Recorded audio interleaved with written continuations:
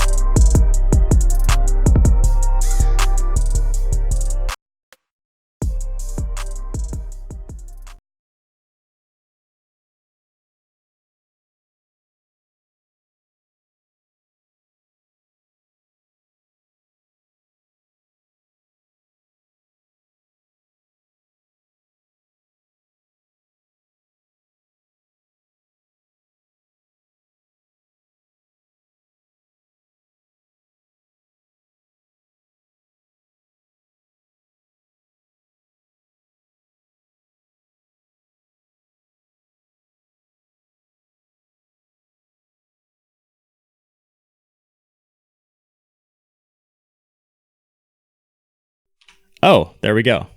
Maybe I should hit the unmute button.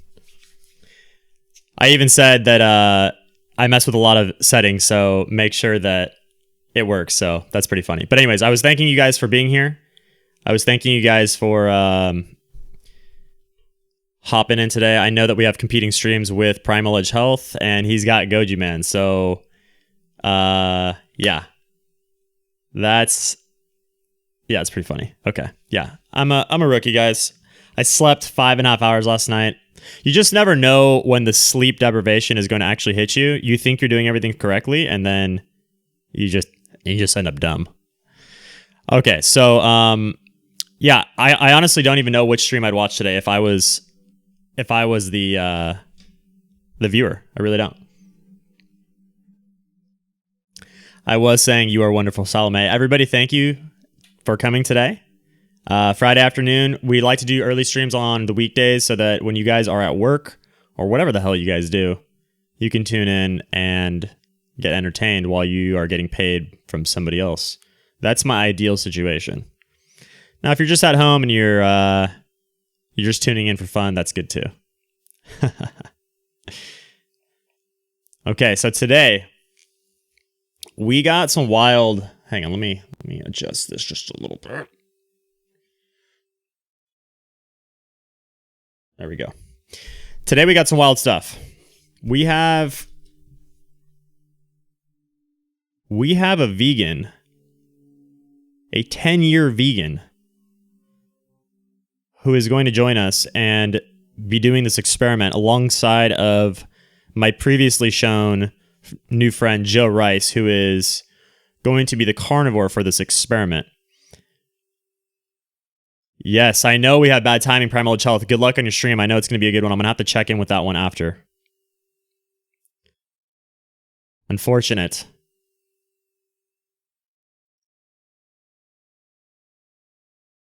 Yeah, I saw that Goji Man said that Vegetable Police hasn't healed. I know that Primal Edge is going to probably grill him on that one, and I hope he does.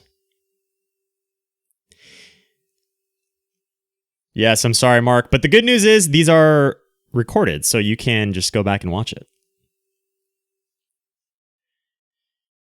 Thank you, Hench. Thank you. The Vegan Assassin. The Vegan Assassin has claimed many lives, guys, and this will not be the end. There will be more. Good morning or good afternoon, Garland Farms. VC Smart says, "Hey to the vegan guy. I was a vegan too. I'm a nutrition nutcase, and I promise you, this diet caused serious harm to my mental and physical health." Wow, it scares me a little bit. Yeah, this experiment is going to be very interesting, guys. It's just an observational experiment. For those of you who do not know what's going on, we have essentially 2 volunteers that have agreed to swap places with each other for 30 days. So we have a carnivore who's been doing carnivore for 8 months. He's curious about going vegan. So he's going to do veganism for 30 days. And we have a 10-year vegan who I'm going to introduce you guys to today. His name is Chase. He contacted me. He said, "Hey, do you still need a vegan for this?" By the way, they're both doing super high-level blood tests provided by our friend at the blood laboratory, Dave Feldman, who is a researcher in his own right. He's going to be helping them procure these blood tests. And basically, these guys are going to do blood tests before, blood tests after. I know Joe's already done his this morning. Chase has done his this morning as well. So, we have no initial results yet. Of course, it takes a couple days for those blood tests to be reported to them. But the main thing is going to be comparing the before and after. So it's going to be very interesting. I hope you guys are all subscribed. If you're not already subscribed, hit the freaking button. We're going to come show you guys these 2 men again in 2 weeks. So just so you know, I've got to send these guys out their invites for the chat so that they can join in about 10 minutes. Just give me one moment.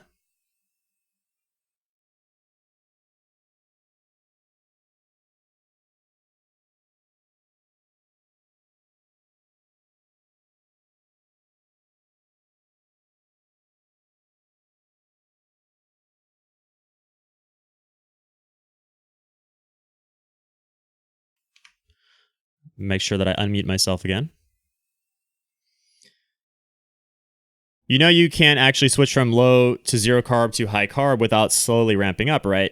I do know that. However, this particular gentleman isn't necessarily going to go 100% carnivore, although he did say that he wants to go carnivore. So, we'll let the experiment play out. I mean, he's going to essentially be like a regular person who is vegan, going straight to carnivore. It's what I did. It's what other people are probably curious about as well. Those vegans that are suffering with whatever issues they have. So this will be a true representation of what a regular person would be going through. And that's what makes this interesting, is it's not necessarily, we're not trying to get a result from this. We are trying to see what would happen to a normal person under normal conditions. And I think that's what the most interesting part of this is. And that's my only objective, is just to let them do their thing, and we're going to observe.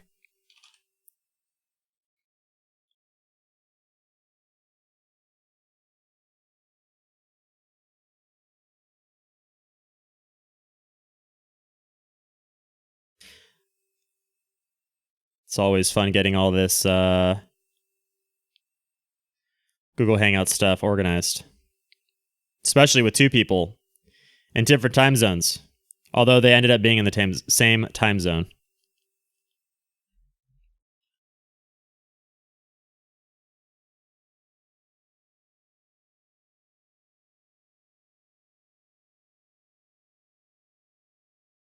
All right.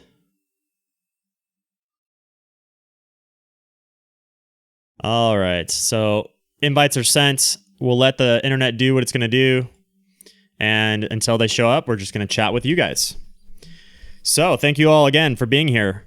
For those of you that do not know, let me reiterate one more time. We have a test going on between a vegan and a carnivore. We're just going to be doing an observational study experiment. Okay. Nothing official here. This isn't intended to be a clinical double-blind trial. What we're doing is we are taking 2 guys who are volunteers, obviously. They're going to swap diets. Most vegans are not willing to try a carnivore diet or an omnivore diet just for fun. Typically, what they are requesting is that their ethics are able to remain intact while they try this diet for science. And basically, we have the carnivore stepping in to eat the vegan's diet for a month. Now, We're going to be mainly introducing you to Chase today. He's the vegan for the experiment. We introduced you to Joe Rice the other day, and he's going to be the carnivore for the experiment. These two guys, I think, are some of the best possible examples of their respective categories. It's about as good as we're going to get, and they're going to be doing blood tests before and after with an extremely thorough panel that anybody who's into the science is going to be very interested in. We have some other larger profile names on board on the project who are assisting indirectly. We may be revealing them over time. Even our boy Goji Man has hit me up in the DMs. People are interested in this thing. This could be a very big thing. If you guys are interested in the science and you want to show your friends what could possibly happen, this is an unbiased situation. I don't care about any results that arise from this. I just want to see what's going to happen. You know, whether the carnivore has a great time on veganism or whether the vegan has a terrible time on carnivore, that's no concern to me. D asks, will they have a nutrition plan or will they have help with the nutrition plan each? So we'll talk about that with them today, about kind of what the expectations are for them. The good news is that the vegan guy Chase is all for going straight carnivore, which is an even better example of a vegan than the one I originally had, because that guy was just going to go omnivore. He wasn't interested in actually going straight carnivore, whereas Chase is like, if I'm going to do this thing, I might as well go all the way. And I loved that mentality. And that wasn't me forcing him. I said, hey, we just are saying go like 40, 50% animal foods. That'll be good enough for us for the sake of the experiment. And he's like, let's just go all the way.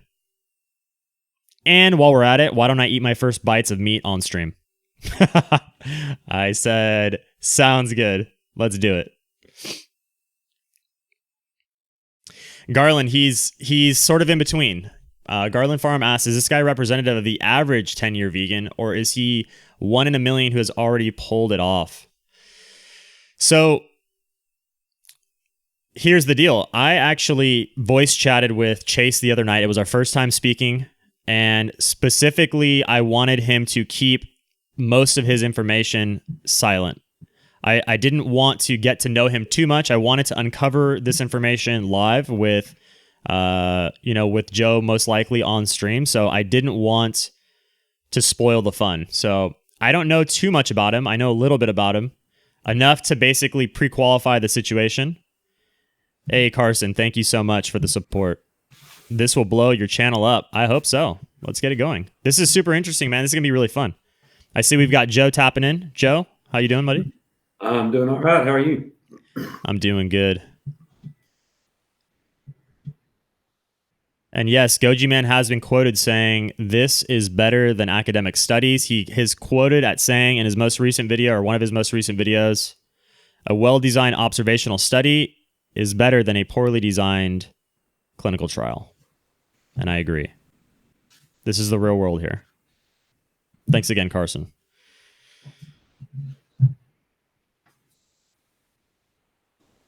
We'll just be waiting on our boy Chase. I know he's cooking breakfast over there, Joe, so we'll give him a minute. You can hang out, I suppose. Works for me. Cool. Is your camera working today, or are we going cameraless? Should be working. Ah, I cannot see. There we go. Well, maybe. Should be working. There we go. There we go. We got Chase tapping in.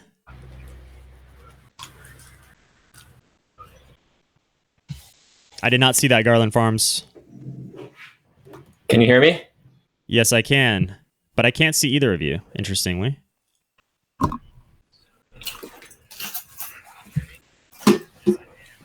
Can you... You can hear me, but you can't see me? Correct. Does it look like it's working on your guys' end? Because we can restart this call if we need to.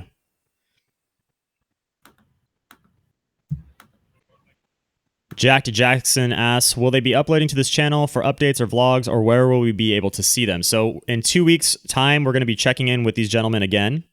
And I'm sure I'll be getting updates as the time goes on. And then definitely after the experiment is over, we'll be checking on them again.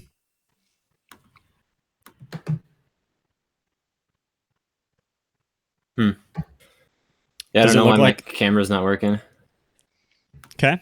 Let me grab another camera. Okay. How's everybody doing It today? looks like it's something on your end. Okay, let me restart my Okay, man. call, Okay. and I'm going to send you guys a new link for the new invite, okay? Okay.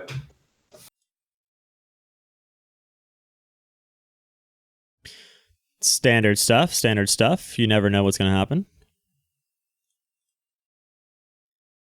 Google Hangouts. Thank you very much.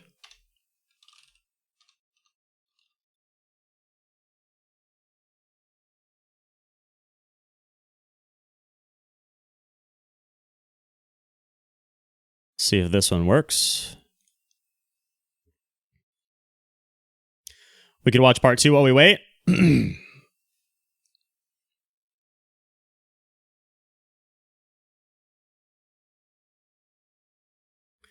Vegan Kill Cult 2. Let's pull it up. Let's pull it up, shall we? Might as well. Give some entertainment while we're sitting here setting up the video.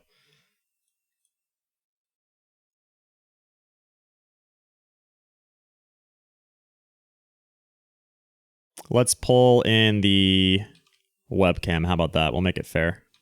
Just so that people aren't totally confused. Oh, we do have Chase. Whoop. Is that Joe with the Vegan shotgun? Kill Cult, we skim nope. the surface of the suffering, It's, bloodshed, this is environmental actually- destruction and chaos that's being forced upon the world by the. It's actually Garland insufferable Farms kill video. cult of We're playing it while we're setting up I here. find this a surprisingly Okay, we got you both. neglected Beautiful. subject in the All right. Okay, I guess we'll pause that. Okie dokie, guys. Let's pull up the boys. The gentleman. Ooh, he's got the steak seasoning going live. All right. So here we go, guys. Everybody places. Okay, so welcome back to the channel, Joe and Thank you, Chase. sir. Welcome to the channel for the first time. I've prefaced the audience with what's going on here. And Joe, we met you the other day. If you guys haven't checked out that interview, make sure you go back. It's my last interview was with Joe Rice. We introduced him. He's the carnivore for the experiment. And we have our new vegan. The show's kind of on you today, Chase. So thank you both for being with us. We're going to be uncovering a bit about Chase's story today, introducing you guys to him, familiarizing you guys with his situation. Just so that you know, I didn't handpick anybody. Chase reached out to me. I don't know a ton about his whole life story or anything like that. We specifically kept it pretty low key. I just wanted to make sure he wasn't. My only pre-qualifications for the vegan of this experiment was somebody who wasn't coming to me on their last leg. I didn't want somebody who was going to be like, you know, everything was messed up, they're dying. Literally any change to their diet would have made a huge difference for them. I wanted somewhat of a fair ground because obviously Joe's in great shape. He's doing very good over there. So I wanted somebody who was, you know, not dying. So I think we have found that. And I think Chase is probably the best representative that we're going to get for the vegan side. And we're very lucky for this situation, guys. So please show a lot of respect and love and support for these guys because this is a major thing. Even for Joe going carnivore, I mean, it's not going against your ethics or anything, but this is going to be quite a life-changing experience for the next 30 days. And by the way, we want to stress that Joe's going vegan, not plant-based. He's got a cloth belt. So just so you guys know, he's saving all the animals for the next 30 days. Well, at least from the vegan perspective. Of course, the ethics are always going to be hotly debated, but the show's on Chase today, guys. So yes, Joe and Chase can read the chat if they choose to, if it's on their computer. Kind of annoyed at my exposure level. I'm just like, this might make it better. We're here. We'll get you in that sexy natural lighting there. It's just like so much light. I'm right by a window. Yeah. So, all right, guys. Whatever. So Who cares? let's get into the story. Joe, did you have any questions that you were just kind of off the top of your head wanting to ask Chase? Maybe some vegan tips. So Yeah. I've got my plate of food here. Yes. And I'm really hungry because I did the blood test this morning. So guys, remember he's a Go vegan, for so it. he's coming off the Go high for it, carb. man. Have a bite. So let's just I went- start off with a bang. I went to the farmer's market yesterday and I bought the localest beef I could ever buy. And then I've got some eggs too, which I think they're from an Amish farm. And I looked up on YouTube how to cook it. So I did pan seared, and then I finished it off in the oven, and then I cut it up. It looks nice, man. You did a good So- job. Thank you. First bites? Have you taken a bite yet? No, I have not. I'm just like, it's getting cold, so I'm like, Let's go. Let us know. 10 years, guys. 10 years vegan. I've been nervous like the last 2 days. Yeah, it just feels like I don't know what to expect. I'm open to anything, really. Yeah. Yeah, we can get into stuff after this, but I'm just like really hungry.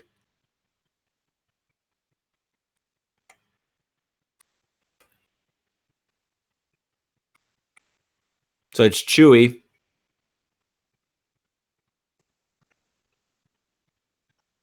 I'll drink some cucumber water while you're chewing on that. What was that, cucumber? And ice? Yeah, cucumber and mint. Do I eat the fat parts? Oh yeah, the fat's really good for you. Chase, there's something I like to call an eyegasm. It's when you take a bite of the steak fat and your eyes roll back in your head. The fat? Oh yeah. Yeah. It makes your eyes roll back? That sounds... It might. It dangerous. might. Depends how good it is. Depends how you cook it.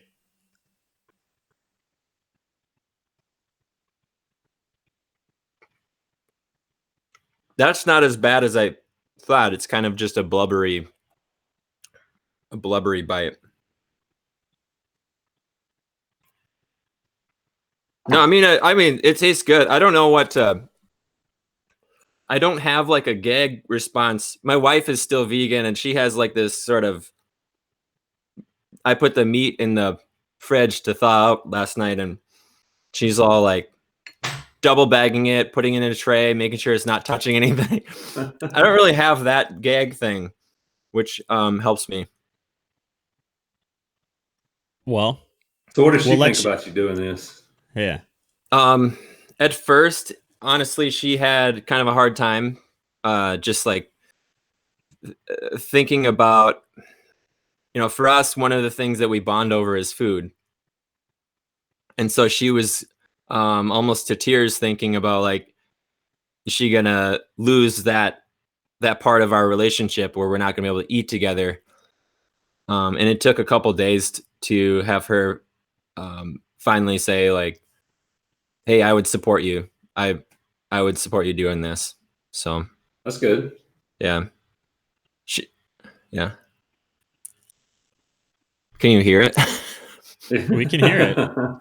You're making Joe hungry, man. He's got his. Yeah, no kidding, man. I got my Don't you want this? cantaloupe here. Take a bite. Hang on, it needs a little salt. This is great.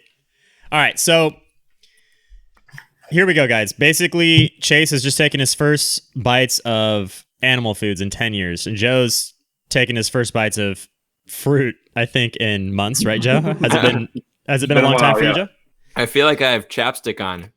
It's just like The moist. fat, just Oh, yeah. let it soak in, rub it into the skin. Yep.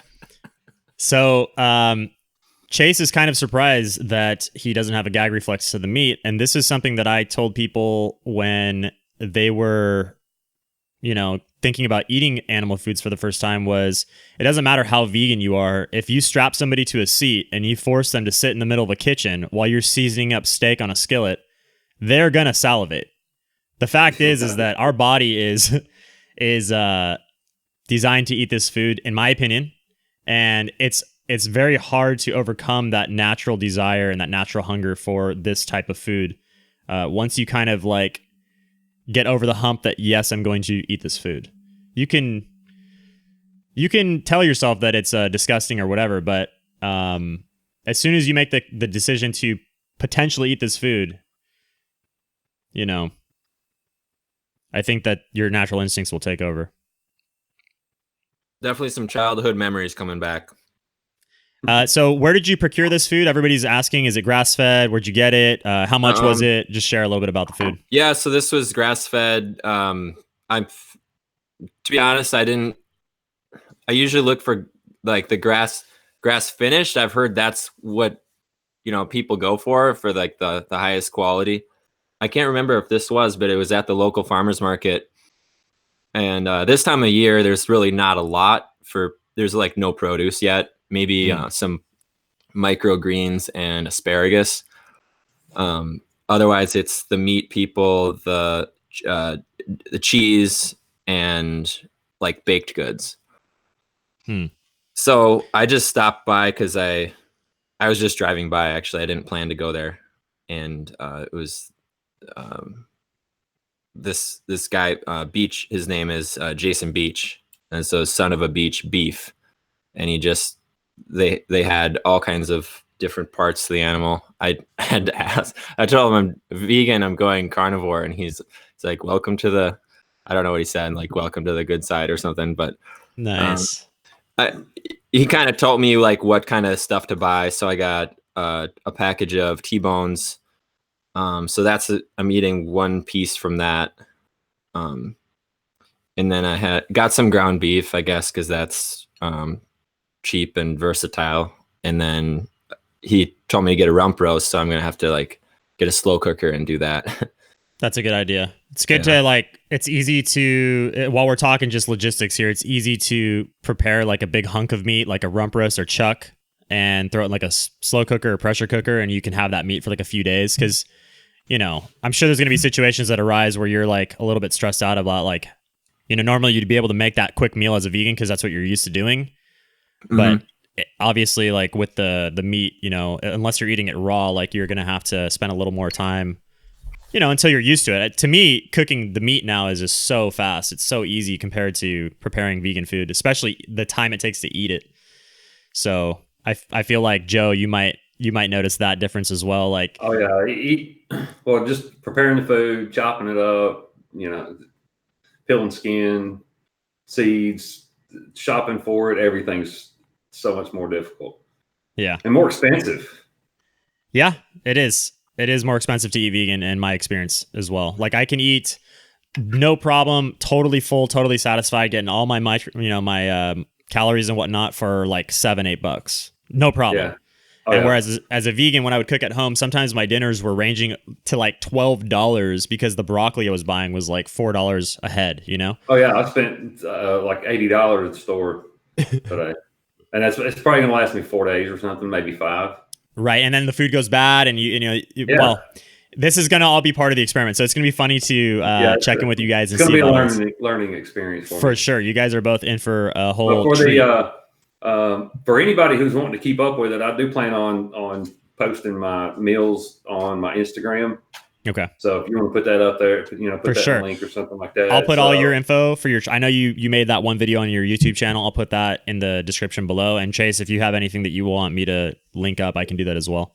Yeah, so, whatever's easier. I guess I was going to take pictures of my food anyway, but I could do like, I don't know if Instagram's easier than YouTube, but I don't have like a channel or a following of anything.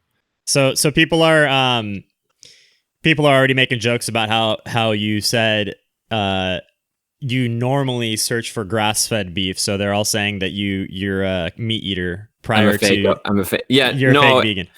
When I was doing I was preparing for this, going, if I'm gonna eat, what should I be searching for? So I was asking people at the grocery store, in the meat section, like, what do you look for? And then when I buy like bananas and everything, I'm always looking for like the more sustainable or more organic, those kind of things, if I can afford it. So for this experiment, I wanted to prepare myself and make sure I'm like getting the highest quality, because I still have those stigmas of if I'm, I still have all those images of, slaughterhouse, factory farming. And I'm just like, that's still kind of, I don't want to really sink into that. I don't really know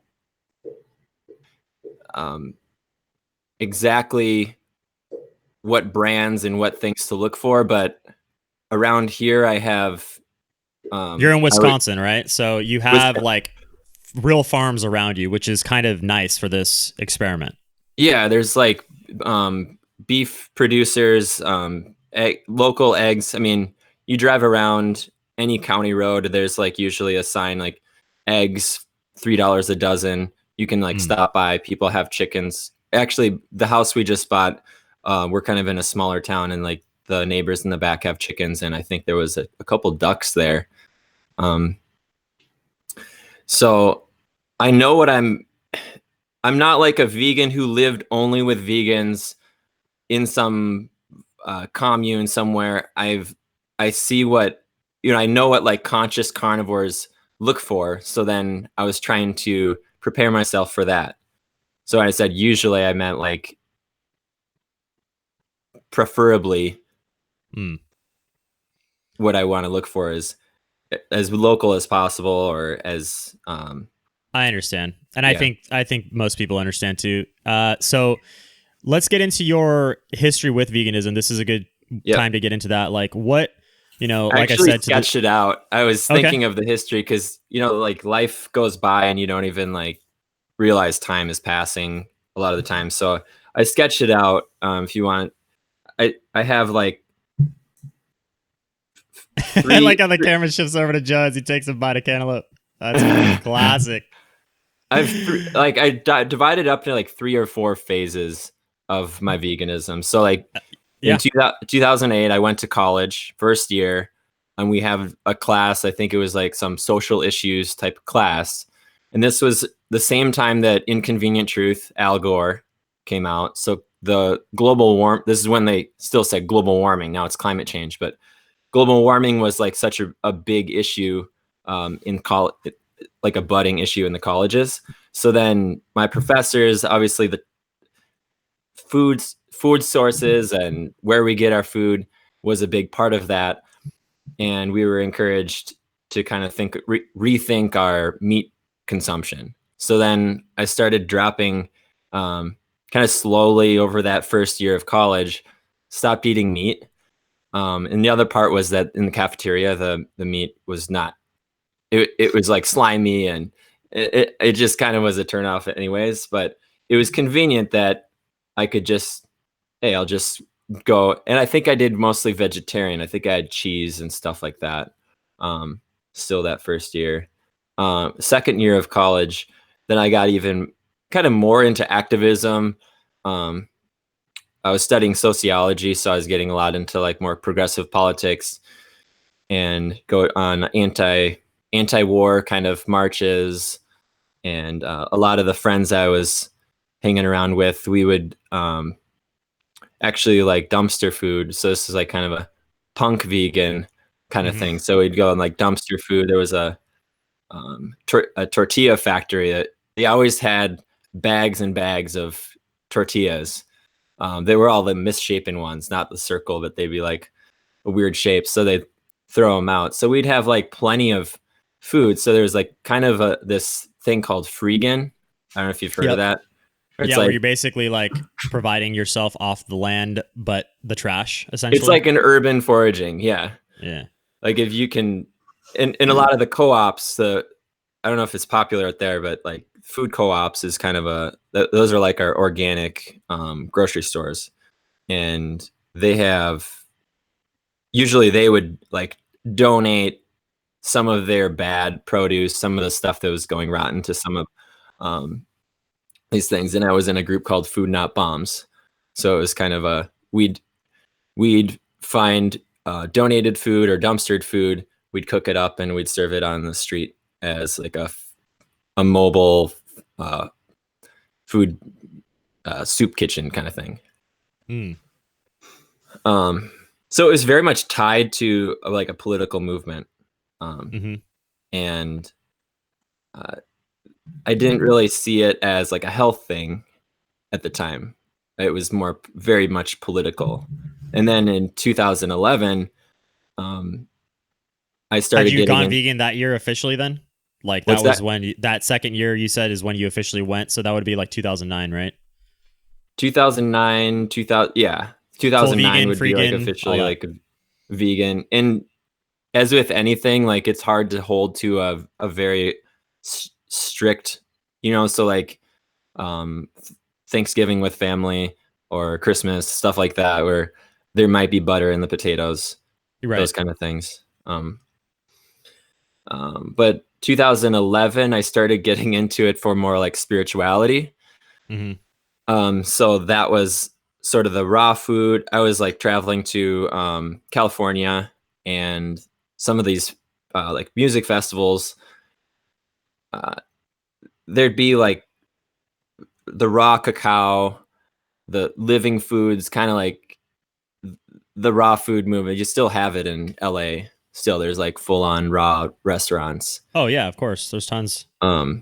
So that was kind of like a spiritual new age kind of phase that I was in, where you eat these lighter foods and you can like, you're raising your vibration, and like meat was seen as like this like dark energy, and then like vegetables and fruits were like a light energy. And I remember like this was when spirulina was just getting hip. Goji's, actually, speaking of goji, man, goji berries were just hitting the US. And yeah, cacao, even some of those like mushroom supplements that people are adding to their smoothies and stuff, shilajit mushroom, and yeah. So, and then actually I was really into like connecting with nature. So then I'd go and like into the forest. Actually, one of these times that I was taking a walk through the forest, spent a little time out there. I think I was journaling too, and I got bit by a tick. So I got home and I like pulled these ticks off my leg, and soon enough, I started having these symptoms. I looked it up and I was like, this has to be Lyme disease. So I had Lyme disease. Tested. I want to stop you right there. Yeah. I know several vegans with Lyme disease. Mm-hmm. It's like they all get it. I don't know. I don't understand what the deal is there, but there's got to be some sort of connection. I mean, I've never met anybody in my life with Lyme disease. Of course, I'm from California, so there's not the ticks here don't have it. I don't think, or we don't have ticks. Well, my dad's not a vegan. He got contracted Lyme disease up in North Dakota or something. So it's common. Earlier, yeah. I think it depends on what part of the country you're in. All right. Yeah. Okay. Sorry, I just made that connection, but I'm sure it's not a vegan only thing. Hang on, sorry. No problem. All right. So you were saying, Chase? No. Did you ever hear of David Wolf? Yes. This is a funny story. I was at my friend's apartment in Santa Monica, and then her roommate came home with David Wolf, and he's showing us this thing you plug into the grounding outlet, like a blanket, and it's for grounding to the earth to like protect you from EMF waves. Right. And I still kind of like think there's, something to that, but it was just funny. He was like, so that's the earthing thing. I just saw somebody doing a video on that.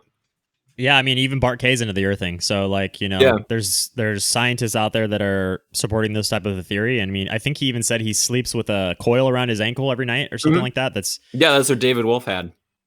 Yeah, I find that, I'm not saying it doesn't do something, but for me personally, I feel like there's so many little things that we can do like that we could just lose ourselves very easily into that type of a lifestyle where it's like our entire day becomes rituals to like help ourselves. Essentially, like our entire life becomes about self-improvement, and you don't actually do any improving. You just do all the things, you know what I mean? So we got to pick a few poisons and then just stick with them and then move on, But anyways, that's off topic. A lot of chewing. Yes, your jaw's going to get your jaw's going to get buff, man. Yeah.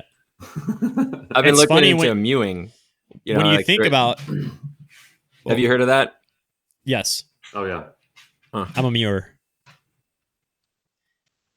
But no, for real though, it's funny when you think about vegan food. There's nothing as a vegan that you eat that's that's hard to chew through. Everything is basically mush. Kale. What about kale? I mean, Why would you eat kale?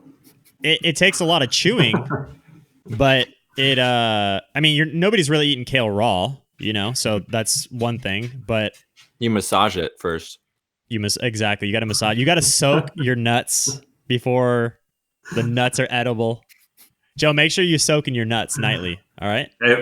Constantly. I don't want to hear about At least twice a day. At least, exactly. Yeah. Make sure that they're edible and ready for consumption. Yeah. So I want to get to where like people, I think what I see in the vegan world right now is like a lot of new people who are doing kind of like trendy foods like the Beyond Meat burgers and like stuff. But the group that I finally found through having Lyme disease, I was like, I need to do this for health now. And I really wanted to heal naturally. And my parents, it was actually really hard for my parents because I was like, not going to take the antibiotics for Lyme, which is like the fastest way to get rid of it. Doesn't always work, but it's like the proven way. And so I wanted to heal it naturally. So I went even heavier on more fruitarian. Like I went straight fruitarian for a few months. You wanted to cleanse it out, basically. Yeah, I wanted to cleanse it out. I thought my body, even though you look up Lyme disease, like what should you eat? And they're like, don't eat sugar because the bacteria, it's like a spiral shaped bacteria that digs into your nerve tissue. Mm. And they say it feeds on sugar. And I was like, well, they say that about diabetes and all that stuff too. So I don't believe it. So I just kept on going with the fruitarian thing. So I was reading 80-10-10 diet, Doug Graham. I don't really want to talk about the urine therapy thing, but that was in there. I worked with an author who was actually putting together like a book of testimonials. So we had like hundreds and hundreds of testimonies of this urine therapy. How about we just say, how long did you do it, and was there any appreciable benefit? Yes or no? I'm agnostic on it. I don't really know. Okay. I probably did it for like a month or two. Okay. But longer than that. Was there any noticeable increase in, because a lot of people, when they talk about the urine therapy, is that there's kind of no disputing the fact that you are recycling some vitamins, minerals, and amino acids. So a lot of people actually feel a boost in like strength because they're basically recycling in their amino acids that they wouldn't be getting on like a fruit-based diet. So I don't know. Yeah. I'm not sure because at that point I was still very much into like the spiritual qualities of food. So to me, like the idea behind it was more of a, like, I guess I don't know if I noticed a real change in my energy. It was kind of an experiment that reduced the stigma of my body. You're like, okay, I'm peeing, so this is gross. Mm-hmm. And then you like, I can't believe I'm saying this stuff online, but it's just, you're like, well, okay, that's not that gross. You're just like reducing stigmas over the body. So you did the pee thing, and then how many years in are we now into your veganism at this point? This is after fruitarianism now, yeah? This was 2013. So 6 years ago. 6 years ago. Yeah, probably. Yeah, 3 years in or so. Mm-hmm. Yeah. And let me back up a little bit because in 2000, so right when I really first started, like I really wasn't doing it for health. And I wish I had like sent you a picture or something you could show people. Like you could see my ribs. I was looking very, very, I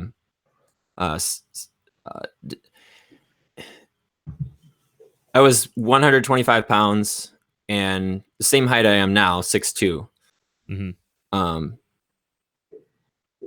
As soon as I switched to like 80-10-10, and it's hard to keep the 80-10-10 fruit based. So when then Raw Till 4 came around, okay, I started gaining a lot more weight. Right. Unlimited calories, well, as limited as much as I could eat and fit in my stomach. So like huge banana smoothies. I was watching Durian Rider pretty much every day at this point. So huge banana smoothies, like, and then at night doing like tons of potatoes or a bunch of rice with some beans. He wasn't really into the protein, like, so at that point I didn't do a lot of beans. Right. What was the 10-10? So it was low fat, low protein. And Durian Rider was a big proponent of the low protein because he said that you basically didn't need protein to build muscle. Right. Which is kind of shown to be incorrect through the thousands and thousands of people that have eaten that way. By the way, how's your food doing over there? How are you enjoying that? It's getting colder, but it's fine. Like I'm Yeah. surprised it doesn't. I'm surprised it tastes good. I mean, like it's way different. Obviously, there's not like sugar in it. It's funny. Like sometimes I would have like spaghetti and I'd even put maple syrup on it. You know, So like you're just full carb addict, basically. I don't know if addict, like I would definitely add sugar. I joke with my wife. I'm like, something's missing from this recipe. And then I add a little sugar. I'm like, that was it. Just a little sugar. Wow. It's funny because, so when I lived in Hawaii with Megan Elizabeth, who will coincidentally be on the channel tomorrow, she's a great chef. And she was tasked with making all kinds of recipes for people. Sometimes people would hire her to make dinners in town. Sometimes she would just make dinner for us at home, stuff like that.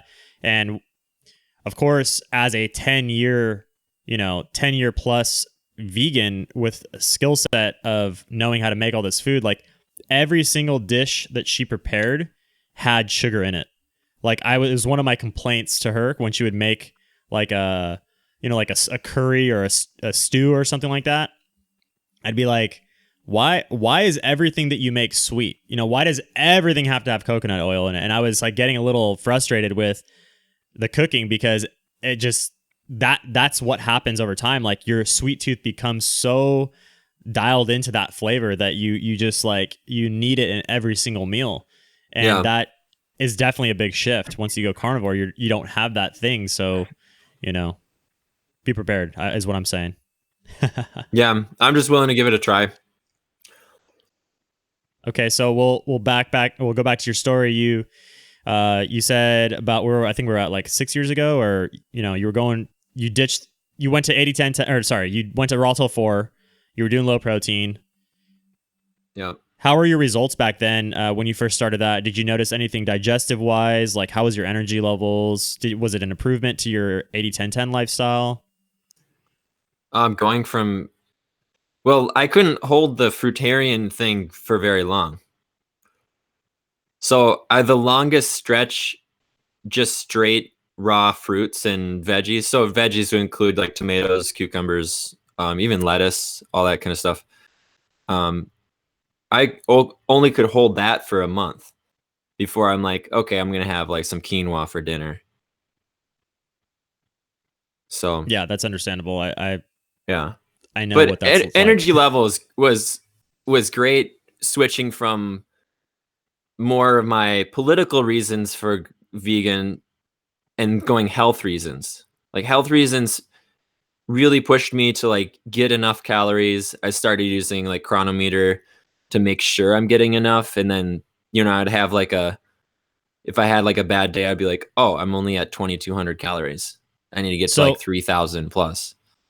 So that was your goals basically, was about 3,000 calories a day. I mean, you're 6'2", you said. Some were like, I don't know if I had like a straight goal, but it seems like 3,000 to 4,000, I was fine. So you said you bumped up to 155. I think we talked about it the other night, right? So you said, yeah, like now I weigh 155. Okay. So you, through the years of eating 80-10-10 unlimited calories, you're able to get up to 155 at 6'2". Yeah. Did you ever do any athletic stuff? Have you been working out at all, or like ever hit the gym? I do a personal trainer on once a week. It's really a lot of core exercise. for about an hour. And then on my own free time, like maybe I'm not very good at it, but like maybe once a week, do some kind of lifting. But it's kind of been a thing in the back of my mind, like, oh yeah, I'd like to gain weight. Cause I've always been like really a thin guy. And in the beginning I thought, oh, that's just who I am. I'm just like thin. But then as I started gaining weight with going high carb, high calorie, then I felt like maybe I could gain some weight, but yeah, I don't know if I really pushed myself. But you were eating till satisfaction every meal, would you say? Did you eat 3 meals a day? How was your like routine as a vegan? Yeah, 3 meals a day for sure, maybe some snacks in between, but are you asking like exactly what I ate? No, I'm just kind of wondering like what your schedule is like. A lot of people do intermittent fasting, 2 meals a day, or they're screwing around with OMAD as a vegan. I was just wondering if you kind of just ate throughout the day. If I fasted, it was accidental. Like the last year, I've been kind of busy with my job, and I'd run around, and sometimes I'd be like, "Oh crap, it's 3:00. I got to eat," and so I'd stop and get like Chipotle, just straight rice and beans.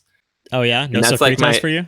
Well, that's like my go-to snack on the go, like Chipotle, rice and beans. Is $2. So it was like a cheap, just grab and go, and it's like pure. It's not any embellishments on top of it. It's just get me through. Gotcha. Okay, so yeah, we're now moving through the raw till 4 phase, which is that basically how you ate until this past year? Would you say? Or even through to today? The past year has been raw, like fruits for breakfast, and then I would do lunch. Would probably be like a big thing of like a mix of like rice and different veggies, or even just this leftover sweet potatoes from the night before. So we'd eat a lot of like sweet potato. We'd throw them in the oven. So sweet potatoes or regular potatoes. And I'm trying to think of some common meals.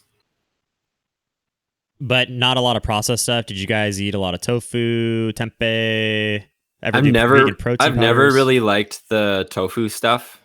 I mean, the closest thing is when we'd go out and get sushi, and we'd have soy sauce or whatever. But for some reason, I don't know if just stuff I've read about soy. Was never really like wanted to eat more of it. Other than if it was like I don't know if it was in something, but we don't do much processed at all.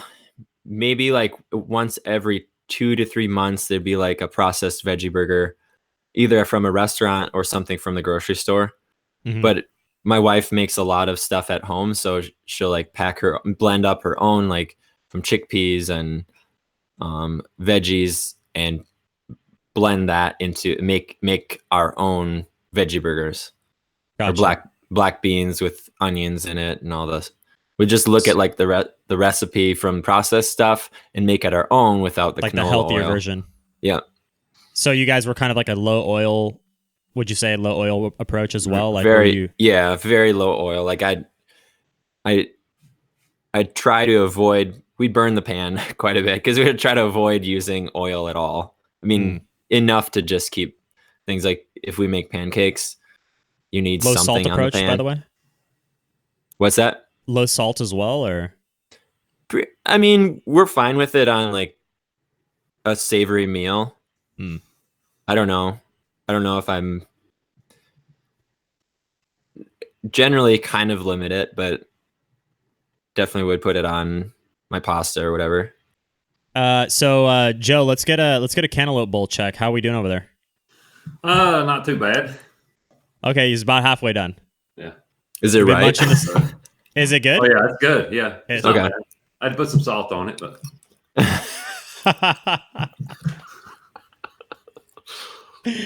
What a turnout here. This is great. Somebody asked, do you take any supplements? I just caught that. Chase, I guess.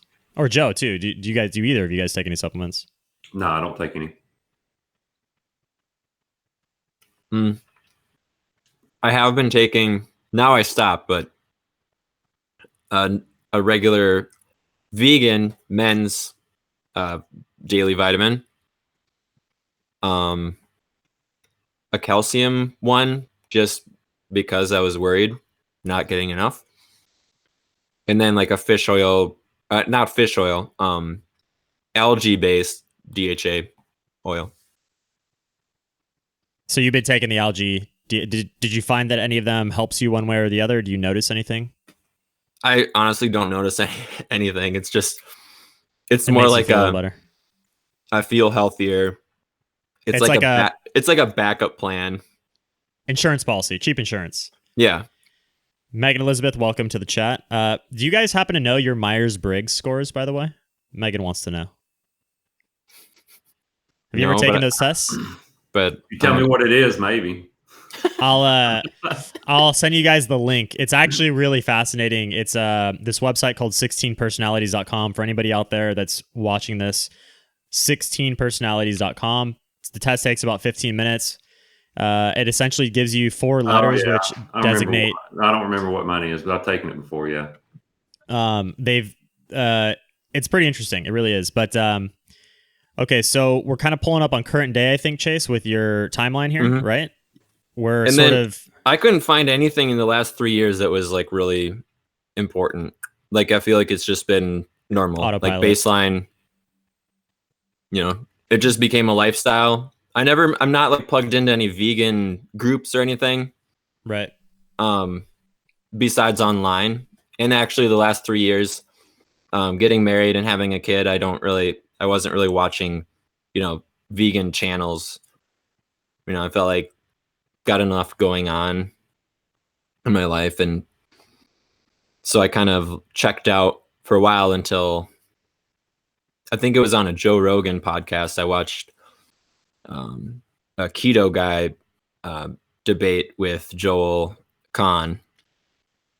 The Chris Kresser, Joel Kahn debate. Yep. Yeah. So, and then once I watched that, then all of a sudden YouTube's like sending me all these ex-vegan things. And that's how I found you. So I wasn't really seeking it out. It was more, I think I was just looking to like check in and get more science to back up veganism. And Joel Kahn's got some good stuff, and being a cardiologist, does heart surgeries. Like it seems like he would know, he would know what he's talking about. But yeah, then I got curious and I'm like, wow, some people seem to be getting results on carnivore. I really wasn't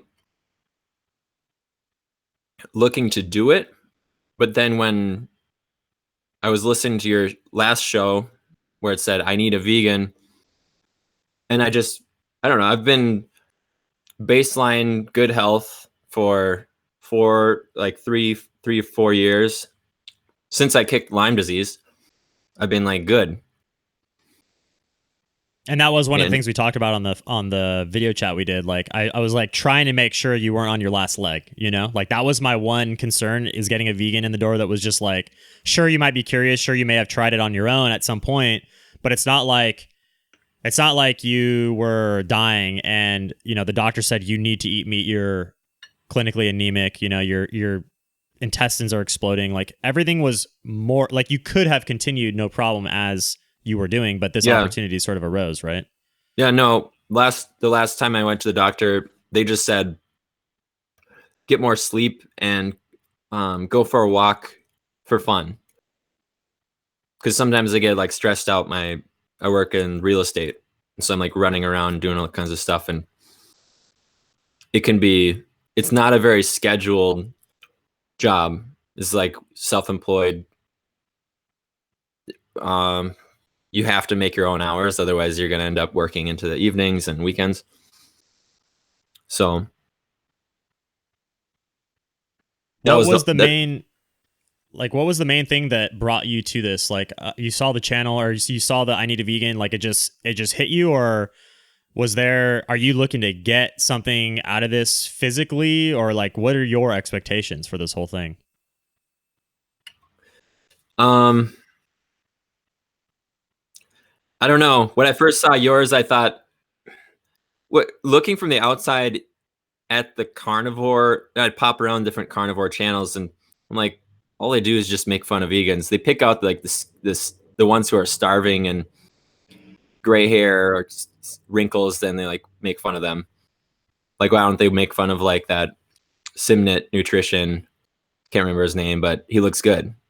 He does. You know, he looks like he's doing good. So I was like, yeah, that didn't really attract me. I think doing some experiment that, like, I don't want to live my life just going on autopilot and always wanting to just prove myself right.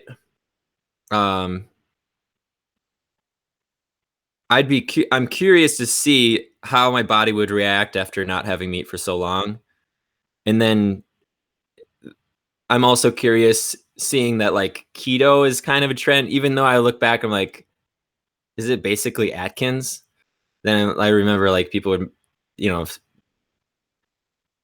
make fun of Atkins back in the day, and now it's just kind of like changing names. But I see some people that I know either personally or that I seem to respect their knowledge or the way they've researched it, like different chiropractors I know. And I'm like, could they all be wrong about it? So it's a personal curiosity just to see if the whole keto idea thing is like some trend that feels good in the beginning and they all have health problems later. You know? Do you plan to go back to veganism after this is over, or do you plan to just see how this works and perhaps stick to it? Like, what do you think will happen? Well, we wouldn't say 30 days if I plan to stay on it. So right. 30 days and then switch back, unless I guess the last week I'll check in with myself and my wife and just kind of see how it's going, or if it's like I could get really sick on this. I don't know. Right. I mean, if you listen to different like vegan nutritionists, like it's gonna go really badly. Especially long term, they say, which is what the carnivore argument is against veganism, typically speaking, is it does work good in the short term. And then to clarify a little bit more, like a lot of the vegans, because I've heard their arguments, and I do research what the vegans say about this whole thing. And obviously, like I was a vegan for 4.5 years, so I wanted to know what the common potential issues were going to be and stuff like that. And I do try and shed light on the successful vegans on my channel. I do agree with you that Derek Simnett, at least from the outside, as a 5 or 6 year vegan, appears to be quite successful at what he's doing. Mm-hmm. And I'm not the typical person who says that these guys are on steroids and they're doing this and that. I do think supplements play a role because they're wisely supplementing, and that's their choice to do so. But I don't think that I think that they're outliers. That's kind of where my argument is that sure, there's these great examples, but how many people, for every shining star, we have one person who's on the other end of the bell curve that failed miserably, and then there's a bunch of people in the middle getting kind of like mediocre results, is the way that I look at it. Oh, one thing that kind of like, I guess, helped me make the decision to try the experiment was like a lot of the people that I'd been watching on YouTube like 5 years ago. I checked them again because from that Joe Rogan to the next thing. I was like, wait a minute. Let's check on these people. And it seemed like quite a few of them. And we know like the trend is, like the Ravana, she eats fish and these different things. And I'm like, I'm not into the group. I'm not into like the cult group part of it. I just did it as my lifestyle, and I did it for myself. And I didn't really think you of were it never like ethical reasoned. Like I didn't you do were like It was like a personal ethics. I didn't have like a shirt, veganism. Like I wasn't evangelizing, you know, I'm like, Yeah. part of I don't it think was, we would. I couldn't convince anybody, but the other part was like some of that group stuff, it was actually turning me off. It turns a lot of people off, especially from the outside. I mean, to get turned off from the inside means that you're still there. Like you're still logic. I don't know. I don't want to. So I'm not trying to. This isn't a shit talking on veganism day, but exactly. So like the plant-based, I still see like plant-based athletes like doing really well, and I don't see a lot of the ethical vegans looking very good. I mean, like Earthling Ed is like really, really well spoken and like a really great debater. yes, to uneducated individuals, in my opinion. But yeah, well, I don't know, but it doesn't. For me, doing it for health, I mean, whatever. I don't know if all of the reasons for veganism that I started are still motivating me, but the health thing, I'm all for health, no matter what it is. I mean, no matter what. Like if science said like it's good to eat human brain, then I'm not going to do that because that seems like you'd have to like destroy a lot of people. Yeah. Do you think that having children affected the way that you thought about this whole situation, made you reconsider or think harder? Or there's a lot of responsibility when you're choosing a diet for a kid. They can't choose for themselves yet. And they can't reflect back what's happening to them either. Like you're observing them and trying to think what's happening, which is interesting because this is kind of what we're doing with this experiment. And people are saying that this is not a scientific experiment, giving some criticism here and there. I'm like, well, imagine having children. You have a 1-year-old. The only thing that you have in, is observation with them. They can't tell you how they feel. They can get sick or they can throw up or have these symptoms, but you're observing those symptoms. You're making a judgment call on what to feed them based on what you're observing. So why is this any different? Yeah.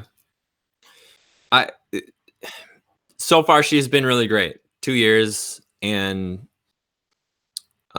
we also try to avoid processed food with her. So if there's like some cookie with the food coloring for a 1-year-old birthday, we bring our own something that we baked, like a muffin that is made at home, and we know what ingredients there are. So she's been very good. She's super smart, very active.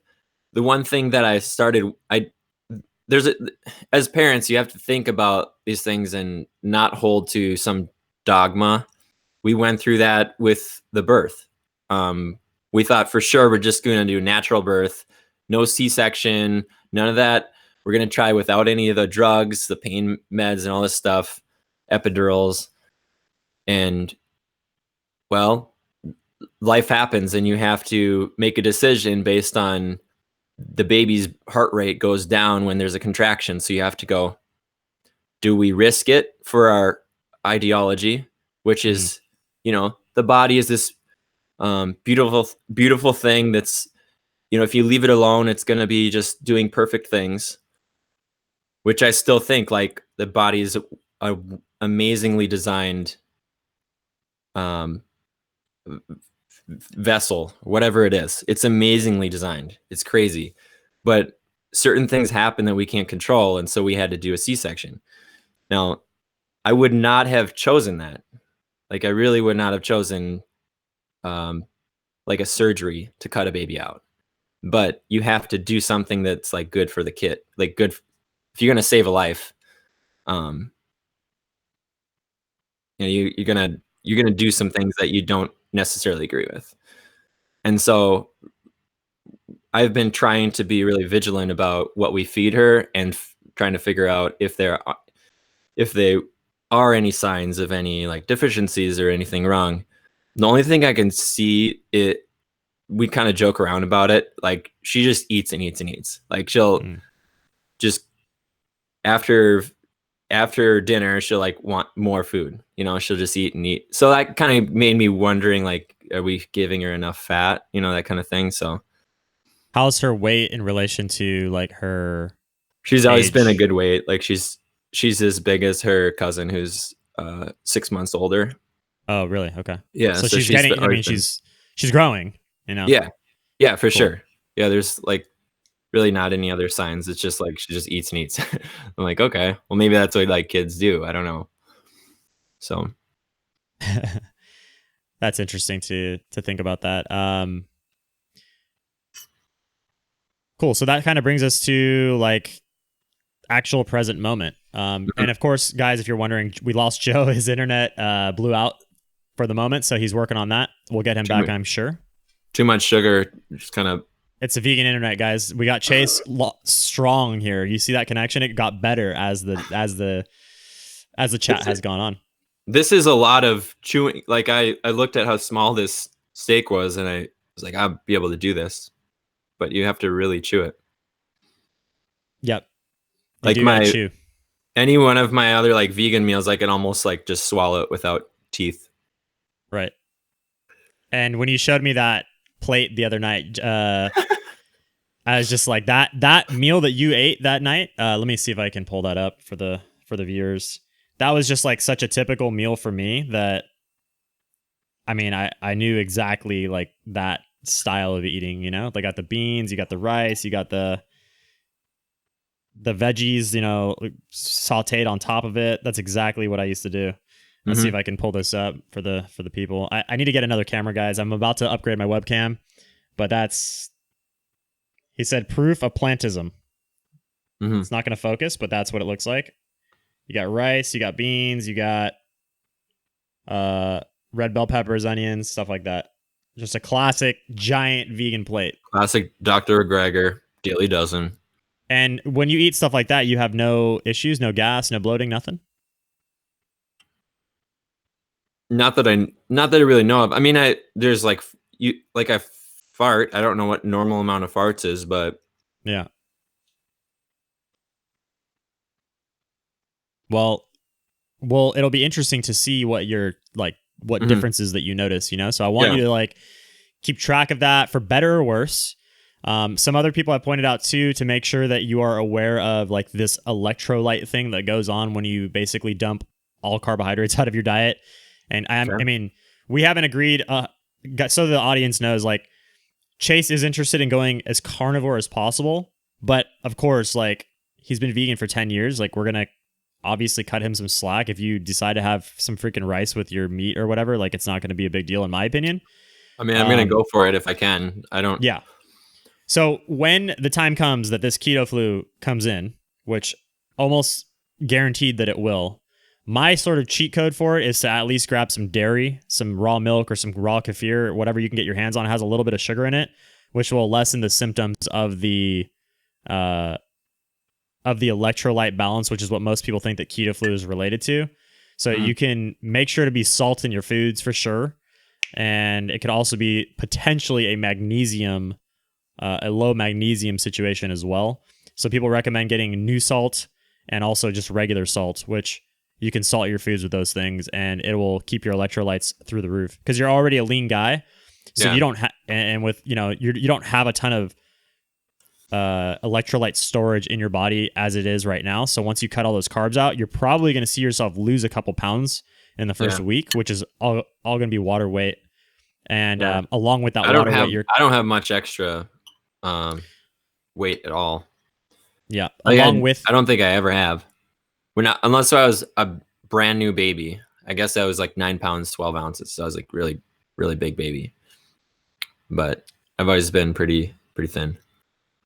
Yeah. Some people are saying just like add a little bit of salt to your water even as well if you start feeling a little lightheaded or weird. And I do agree with that. I use that trick when I'm fasting deep into the day, and it helps.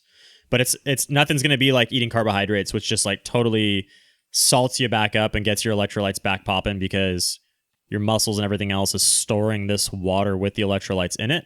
And as soon as you get rid of that water, take the carbs out, you lose that little extra buffer zone. So just so you know. Okay. Salt? Anything else besides salt? You might want to get a hold of some magnesium, and I think there's another one as well. It's in new salt. I kept my There we go. from the blood test. I didn't. Did they need say it. when? They said to take it off after 15 minutes, but I left it on for you guys. Did they say when we're going to get the results back? Let me pull you back up side by side. No, she said within a week, but I don't know if she knew.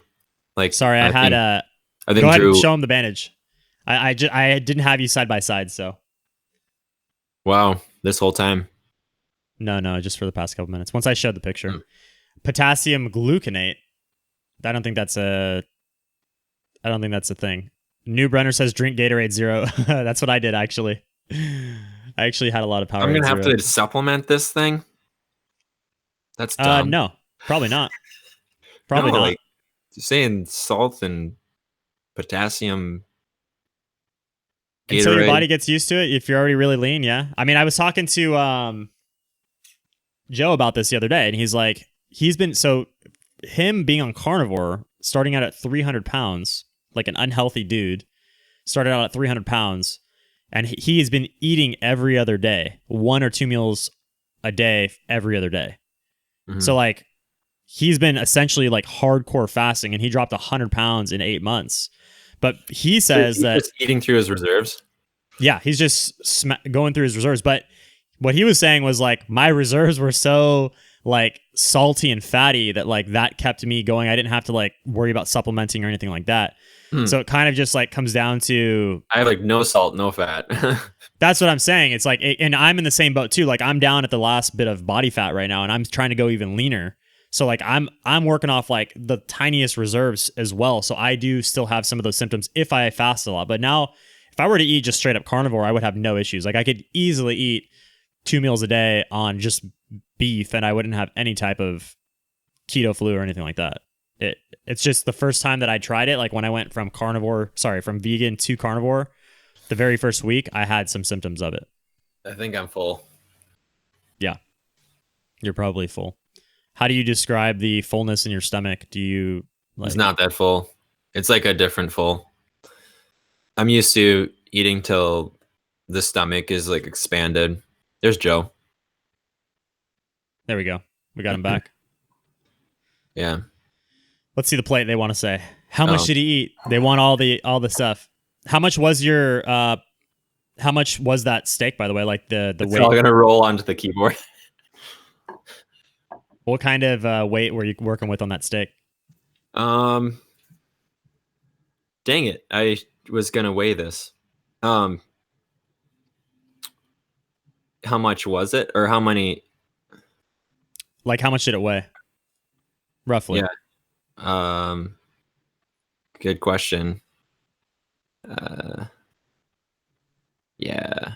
I think it started. I mean, it looked like about a pound to me if I just had to eyeball it, but you didn't finish the whole thing. No. So that's about how much I would eat. Like what you ate right there with your eggs, that's how much I would eat. Yeah, 3 eggs and whatever this was.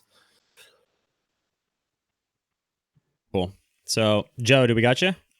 Yeah, I'm back. He's back. All right, cool. Yep. So, and I'm ENTP, by the way. ENTP. Okay, I knew that you were an extrovert, 100%. And if I had to guess, it would Chase would be an ENFP, and it makes sense why you are an ENTP because I don't know a single man in construction that's it's an NF.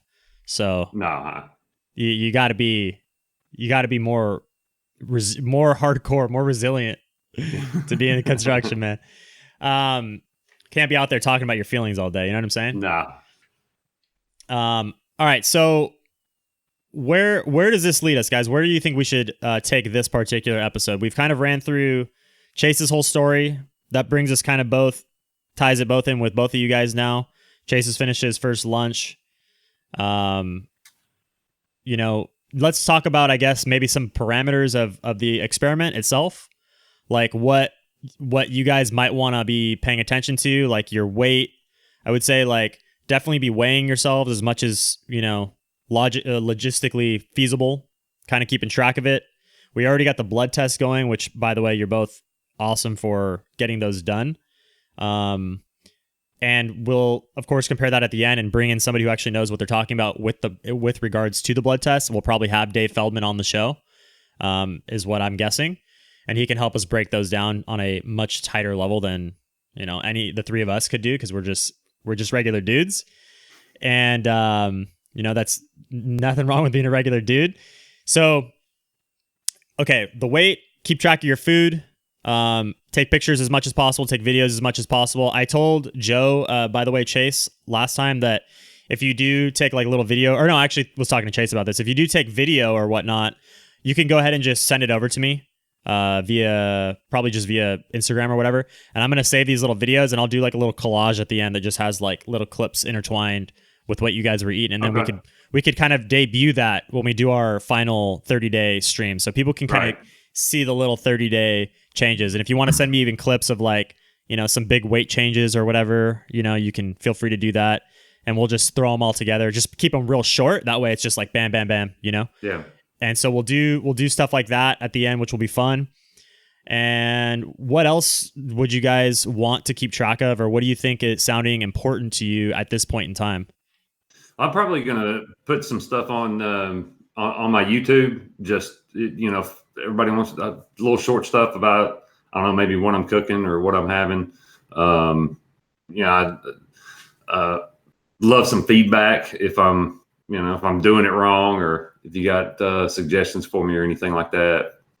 I'm sure the vegans will be flocking to your channel, hoping to. I mean, this is like you're going to be a saint to these people. You should be. If they've got any tips that they can, give me, I'm sure I'll need it. But either through my YouTube or through my Instagram. But yeah, I'm going to post as much as I can there. I'm not used to posting much of anything to social media, so it'll be a little bit of an adjustment period for me. But that's the plan for me right now. And if you just want to give me any feedback, I'll be as active as I can be on there. Awesome. Chase, what do you think? Sounds good. Nice. Do you want me to do? I'll probably do some videos or something too. You. I don't know. Up to you. I mean, if you want to send me stuff, or if you want to log it on Instagram, however you want to do it is totally cool with me. I just don't want to take a lot of time. Like making videos takes a lot of time. Yeah, it definitely takes time. That's why I say just like if you shoot it with your iPhone or whatever. Yeah. Send like it on top of like having to figure out how to cook this stuff and so Megan is saying things to just note, like how your mental clarity is. These would be like mental notes if you want to write them down. Maybe just make like a little notepad or something. How your satisfaction is after a meal, how your digestion is, how your mood is, just general energy levels, and also keep track. So we can be a little bit specific about the food, just like a general amount of calories that you guys are consuming per day. Just as much information as you feel like you can provide. Don't be killing yourselves over this thing. This is still, a gift to the community, in my opinion. So we're not like, we're not going to be running you guys to the ringer for this, but I feel like, whatever you can, that whatever information you can provide, it can't be too much. You know what I mean? Yeah. And then we'll sort it all out in the end. Yeah. Dave Feldman was saying, take picture. He's got an article on his website because he does this for a lot of people. Like, just here's how to log your food. Yeah, so I'll plan on doing that just because it gives us all the information. It's like there'd be a lot of mystery if we just said, "Oh, I ate meat every day." Yeah. Yeah. Definitely. And the more information we have, the more it legitimizes everything, and the less, the further along it gets us. Really, this is the first time anything like this has been done, to my knowledge. So it's going to be pretty sweet, pretty interesting, in my opinion. I mean, right away, I feel like I want to kind of sink in my chair a little bit. Do you feel like, describe the feeling? Describe the feeling after 10 years of being a vegan and then eating at a steak and egg lunch. It definitely feels heavier than. It's like eating high carb vegan. You have to fill your stomach, and filling it to the brim, you kind of have to chill out a little bit in order to just let your body like catch up to the amount of food you put in it. This definitely feels like I'm digesting, but it's like a almost relaxing. I don't know. It's like my brain feels a little more relaxed. I don't know. It's weird. One thing, like, if you do zero carb, if you go strict carnivore, you'll notice you're not going to be able to eat as much. Like there's no way you'll fill up a plate with that much meat and eggs and be able to eat it. Like the volume that you were eating before. yeah. Well, for sure. Yeah, your hormones will tell you to stop long before you get anywhere close to that. When you were gone, Joe, he was basically like kind of nibbling at his food the whole time, and then he just like hit a point where he's just like, "Yeah, I'm done eating." Like that, it just like bam, like it's like a gunshot. Well, it's like you're done. Well, if you watch Jason Fung, I caught from him. There's 2 hormones that'll tell you to stop eating that based on the food that you put in your mouth. So there's peptide YY. I remember that one. That's the one that tells you you've had enough protein. And then there's another one. I think it was like CCK Leptin? Or something like that. And that's the one that tells you you've had enough fat. And those are the only hormones that you have that'll tell your body to stop eating, with the exception of if you just feel your stomach so full that it can't take anymore. It's more of a physical instead of a hormone. It's like a physical stopping. Right. So you can eat all the carbohydrates you want and your body will never tell you to stop because it doesn't have a mechanism to say that's too many carbohydrates. Mm. I noticed if I would just eat mono meal of bananas or just bananas, like one after the other, there's a point where they're not sweet. Right. Like it stops being sweet. That was my signal. I don't know if there's like a biochemical thing happening, but that was kind of my signal. Like, okay, I had enough fruit because you got sick of it's sweet. It's really just tasting like nothing now. Right. The tongue, like, wow. All right. Well, I think today has been awesome. So yeah, thank you guys both for being here. If we got any other stuff, if the audience has any other stuff to add in, we can hit these guys with some questions. If you guys want to let them know before we send them off into the world for the next couple weeks and we catch up with them. Do you think they're mostly carnivore people watching, or do you think quite a few vegans would be? No, there's vegans. I'm watching them troll the chat this whole time. There's a lot of vegan lurkers. Yeah, my channel, just so everybody knows. By the way, guys, hit the freaking subscribe button. I've seen in the analytics that 65% of the people of the minutes viewed on my channel are from non-subscribers. So that means there's a shitload of lurkers out there. More than half the people that are watching this stuff are not even subscribers. And by the way, guys, we have 1.3 million minutes viewed on this channel. So I might have 4,000 subscribers only, but there are millions of minutes being viewed. So this stuff is way bigger than the scope of what the subscribers would indicate, is what I'm trying to say. Mm-hmm. Oh, I see Dave Feldman telling us to track. We got Dave up in here? I used to watch Megan Elizabeth. Not like used to, like, oh, I quit. But, I'm just saying back in the day. Yes, Megan will need to hit 3 meals a day to maintain. Dave Feldman says, track. Yeah, we got a lot of ex-vegans. We got vegans. We got Vegan Health Fitness in the channel. Hey, welcome, dude. I saw you earlier, by the way. If you guys know who he is, he had a channel, pretty big channel, active channel back in the day, vegan channel. Fitness. Somebody's going carnivore with me. T. Nicole. Really? I don't know. She just said she had an apple this morning, but I'm gonna try strict carnivore. Okay. Well, if anybody else is interested in getting in on the next round, start messaging me now. You know what's funny? I was just thinking about this. I hope I'm vegan enough. That's like the thing. Like, because I do it. I just eat the food and I don't do all the other stuff. that like Well, vegans do. Listen, if you What are were, you talking about? Like the activism stuff? Yeah, like thinking about like I don't every day think about like that restaurant is filled with murdered Oh, animals. yeah, you know what that makes you? What? Normal. Normal? But one thing I was actually like I was judging the risk in this experiment, and I was thinking like, well, okay, worst case I could like die from it, but there are a lot of other people who've done it and it like they don't die in 30 days. The other worst case is that maybe it takes off like a year of my life. I do it for 30 days, switch back to plant-based, and I still have the blue zone, like live till I'm 100 potential. But then I thought about it too, and I'm like, well, if plant-based diet like reverses heart disease and reverses all of the health problems, then 30 days, then I can just go and reverse it all.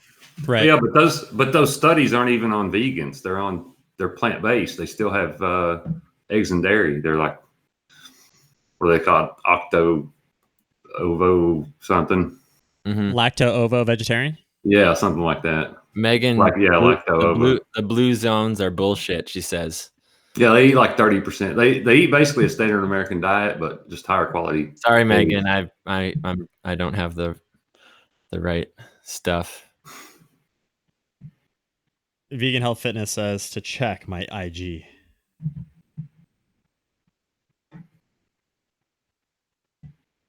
Let's see. Are you saying you want to come on here, Vegan Health, now or afterwards? Let me know. Okinawans, Seventh-day Adventist. I was in Costa Rica, and like intentionally, I was there to have access to a lot of the fruit. And I remember like I didn't have many. I was still trying to like make friends and stuff. And the Seventh-day Adventist church in little town of Coweta on the Caribbean side,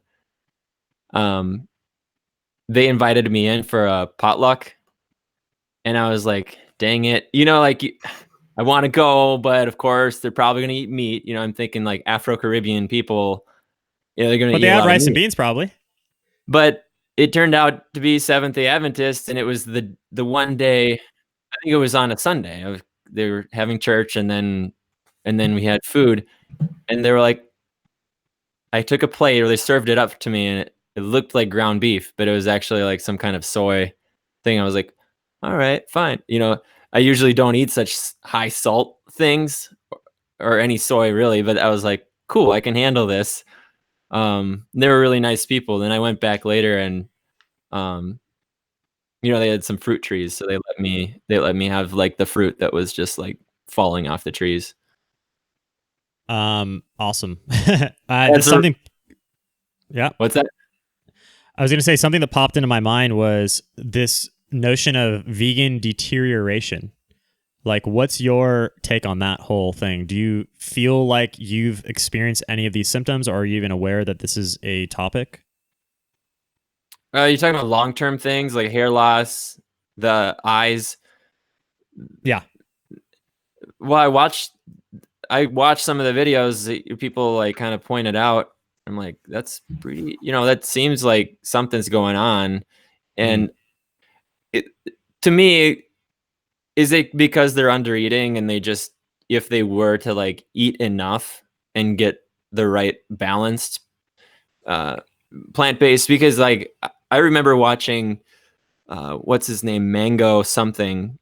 He wrote a book. He's a raw food fruitarian, and there was like a documentary about them.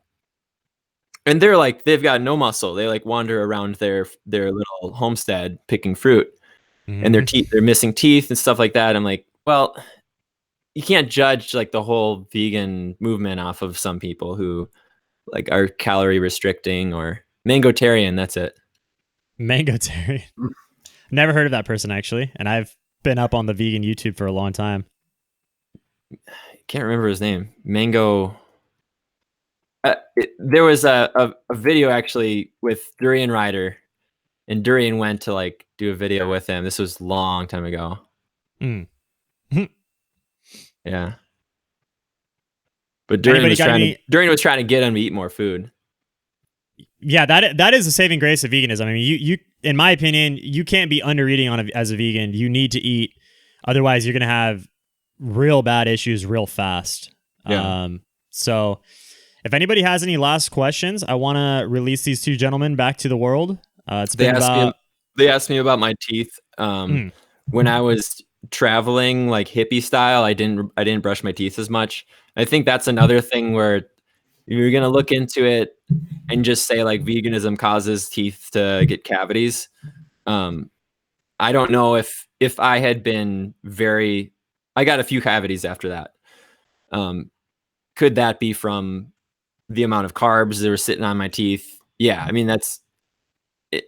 There's sort of a correlation between people who want to live pure lives and live naturally, and aversion to doctors, aversion to dentists, aversion to like any like authority. So you want, I think that's something to look into. Like sometimes people look at vegan health like problems. The thing with teeth though is like, this is one thing I say to vegans all the time. Like if we were indeed in nature and you were living your natural human species diet, so you think, like if you were in nature, imagine eating fruit only or vegetables only and fruit with no toothbrush in nature. Like you'd lose your teeth in a year. So that's the one thing I definitely disagree with, like the fruitarians, is that's their Achilles heel. Like each group seems to have its Achilles heel. And for me, like the fruitarians, not only the lack of muscle mass and potentially the vitamin and mineral deficiencies and all this other stuff, but like the smoking gun to me for them is the bad teeth. They just can't really seem to overcome that. There's not a single fruitarian that I know that hasn't had some sort of major tooth issues. They've been able to sort of like circumvent it in certain ways, like with Band-Aid processes, but not in it takes a great deal of effort to make that happen, basically. Something that wouldn't be possible in nature is what I'm getting at. Mm-hmm. So, let's see. Senka says, can I ask Joe and Chase to watch some vegan documentaries like Cowspiracy, Dominion, and Earthlings? Sure, you can ask them that. And I'm sure they read it. And they can do whatever they'd like. I just last month I watched Forks Over Knives. I've seen some others. So before Cowspiracy and Dominion, there were other ones that were about the factory farming, and so I've seen like a lot of those between like 2008 and 2012. They blew up on Netflix. Like everything got really popular on Netflix all of a sudden. Everybody's all binge watching Netflix, and it like recommends you Cowspiracy, and all of a sudden like all these random normal people, the normies, went vegan, and then now we have a lot of. It's kind issues. of surprising. That's something that I was reflecting on my own tendencies, and usually I don't like to go along with the crowd, and when I see, like back when I first started going vegan, it was going against the crowd, and now it seems like there's a big. You're like, wait a minute, the trend is showing veganism is a thing. Did I fuck up here? Where did I fuck up? Yeah. No, and somebody's. So I'm definitely like, I definitely don't like the massive like corporate farming, corporate slaughterhouse, corporate, like it definitely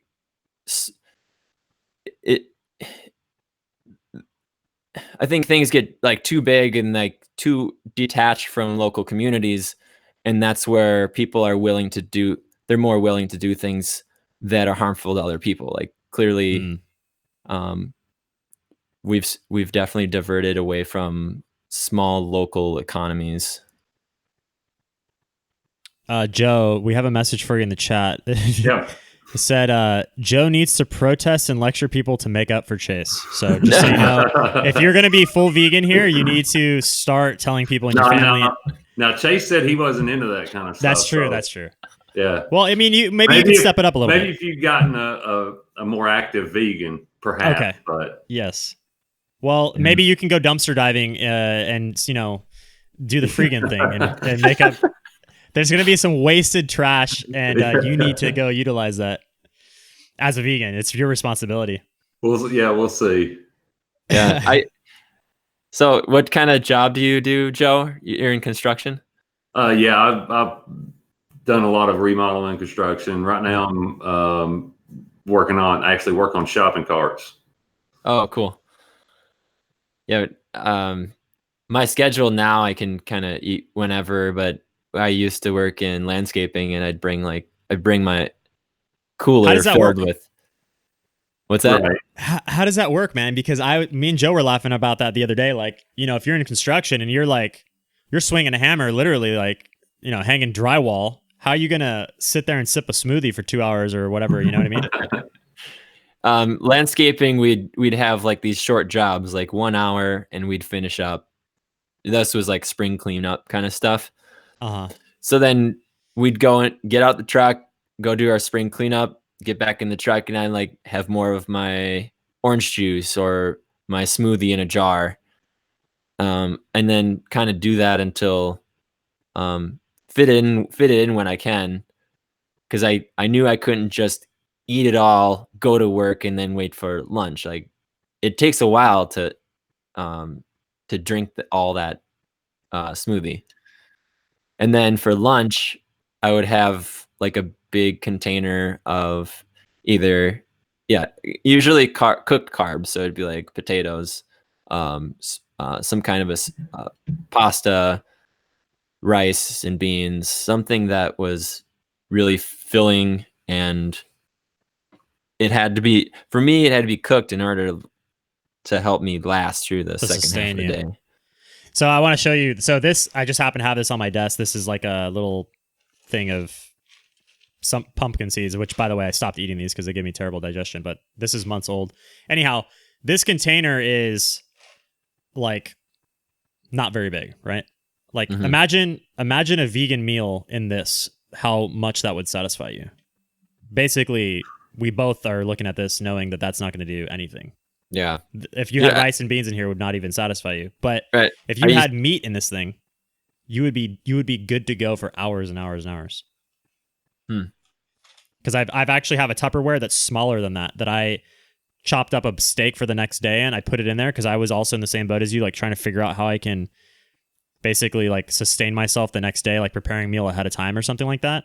And I did it with a Tupperware that was smaller than that, and I ate steak, and I was full by the time I could even finish that amount of steak, because it actually compacts down so small once you chop it up.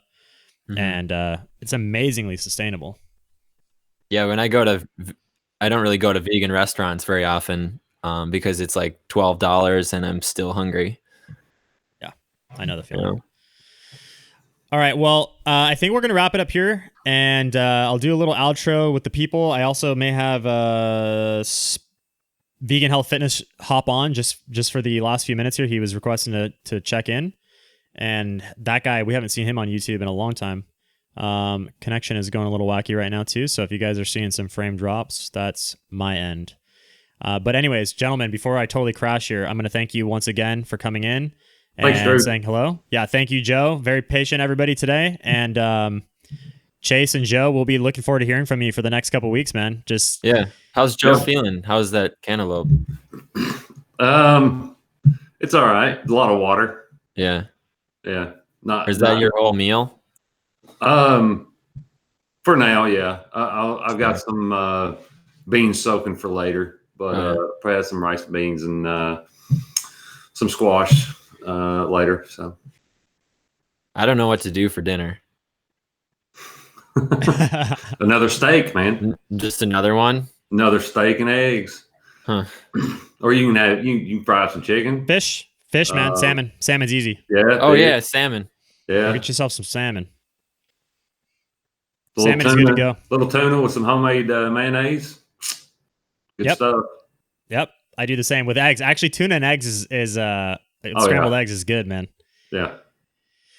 All right, boys. Well, thank you once again, and we'll be seeing you. All right. Thanks, Drew.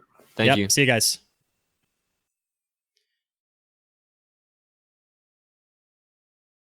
Okay, hopefully you guys can see me. I see my frames wigging out on OBS, so hopefully the picture is stable. At the very least, the sound. So, what'd you guys think? That was fantastic. Thank you once again, Chase and Joe, for coming to meet the audience and for the audience to meet them. So let's throw down the Garland Farms Vegan Kill Cult 2. And I'm going to invite in another special guest today to close it up, Vegan Health Fitness. So we'll see if we can get him on. And yeah, we'll initiate a little bit more chatter here, and somebody who's been around for a while on vegan YouTube, see what he's got going on. Why is my internet dying?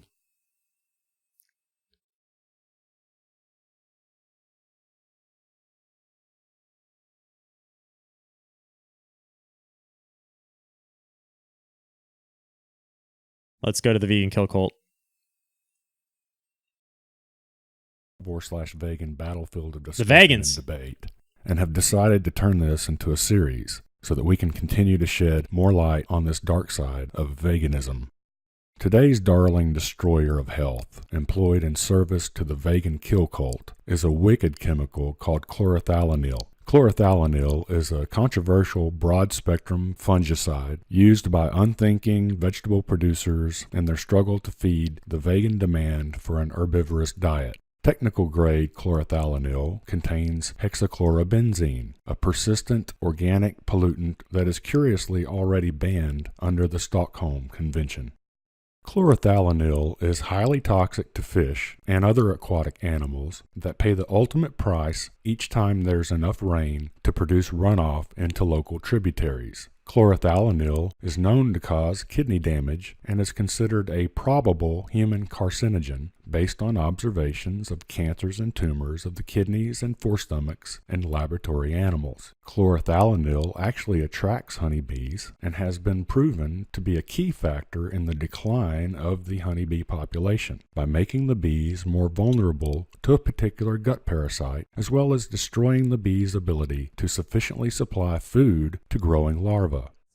A month, the control bees, they averaged about 43 individuals per colony. The colonies that were exposed to fungicide residues on flowers, they averaged about 12. Wow. We're talking about a profound effect. Stream should be good. Let me know if it's up and normal right now, guys. This is basically what appears to be like the first hard evidence that a fungicide, not applied to adults, but just on the flowers, caused major colony declines in a single bumblebee species, Bombus impatiens. Albert Einstein once supposedly said that if bees disappeared from the face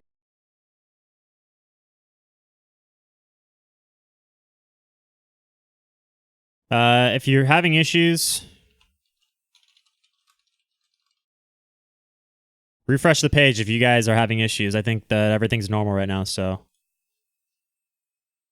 face of the earth, mankind would only have 4 years left to live. Now, there's no evidence that he actually said that, but it does touch on a real concern because the demands of the vegan movement are threatening to kill all the honeybees off, which is an important concern because as pollinators, bees are a keystone element of the global ecosystem. And the idea that it somehow made these items toxic just because they've had conventional pesticides sprayed on them is a misnomer. Knowing what we know now about the damage Vegan and dimwit, huh? suffering being dealt by just one particular pesticide, it's safe to conclude that in order for a vegan to be misleading people with this pesticides are okay message, is if the vegan is ignorant, corrupt, or just plain mentally disturbed, which would be no real surprise since YouTube's vegan poster boy has publicly expressed a hatred for children and a desire to stomp babies. Vegan gains. I fucking hate children. They literally make me sick. When I see babies in a commercial, I start to gag and almost throw up, and I have to look away and mute it. And when I see looks like a kid. babies in a stroller, especially when they're crying, I just want to put my foot through the fucking thing and step on it until it's nothing but blood The mental That was like 3 or 4 illness years of the ago. He looks vegan so different kill now, cult is horrifying. And at the end of the day, you figure out that we do have a choice. We can either save the honeybees and ourselves by focusing on a regeneratively raised, grass-fed, meat-based diet and enjoy a promising future for a healthy planet inhabited by healthy, happy people, or we can allow this vegan kill cult to continue to rape, pillage, and plunder our health and our environment until no sign of life on this wonderful earth remains.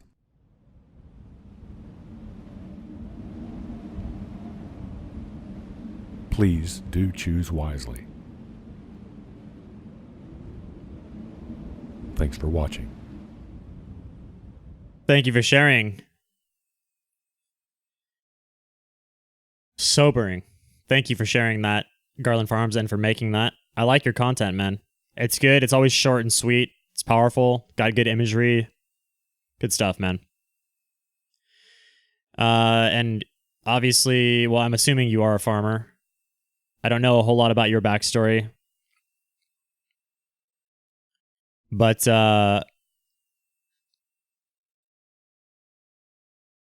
yeah, that's pretty good stuff. I think that wow.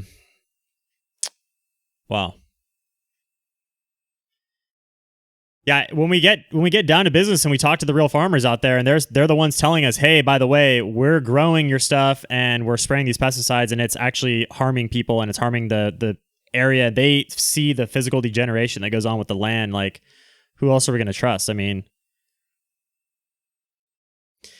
Ali Brumby says, maybe Drew should have some older long-term vegans on from real life. Who would that be, Ali? What old long-term vegans do you know about? I don't think Happy Healthy Vegan would want to be in our experiment, although I would gladly have him. It would be a good thing. If Happy Healthy Vegan goes carnivore for 30 days, I'll go vegan for 30 days.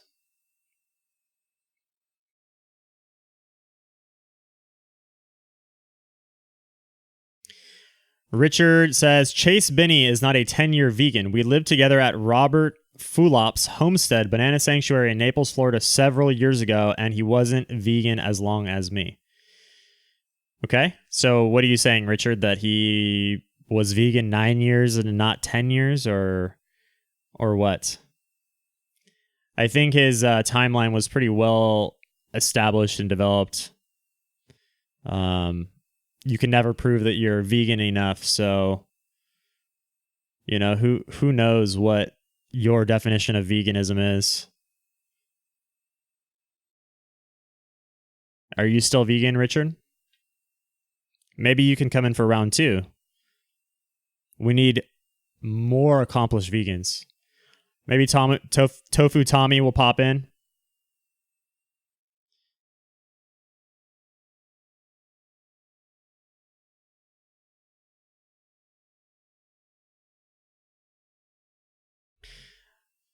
Let me send another link to our buddy.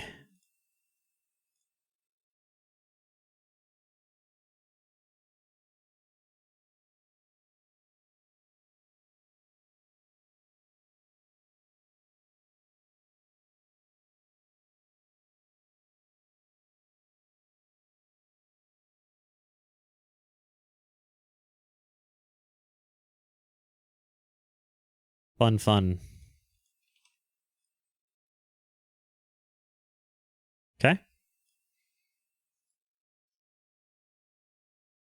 Sarah, watch Cowspiracy. It's gonna change your world. Have you seen Forks Over Knives? Have you seen Dominion? Don't you know what they're doing? We don't give a fuck.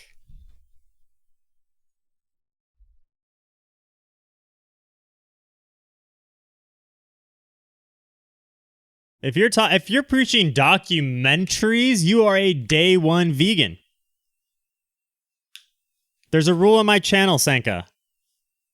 If you want to talk about pro-veganism, you got to be vegan at least 5 years. And I know you're not vegan for 5 years because you're talking documentaries. That's stage 1 veganism. That's like mainstream trendy wannabe veganism.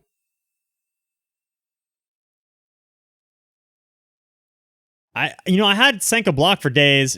The person, girl or guy, I don't know who she is, but she freaking messages me, DMs me, begging literally to get unblocked.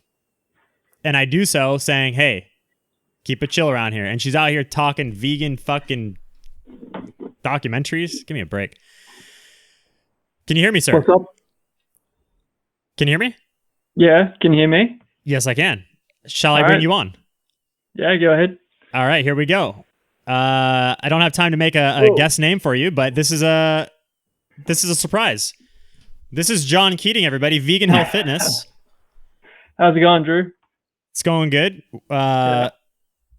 Dude, where'd your channel leave off, man? You were like over 15,000. Yeah. Yeah, I had 31,000. 31K. Yeah, Damn. yeah. But I don't know. I just got bored of making videos. Partly for other reasons as well. For other which reasons I as might well. get into. Interesting. We Yeah. may get into that.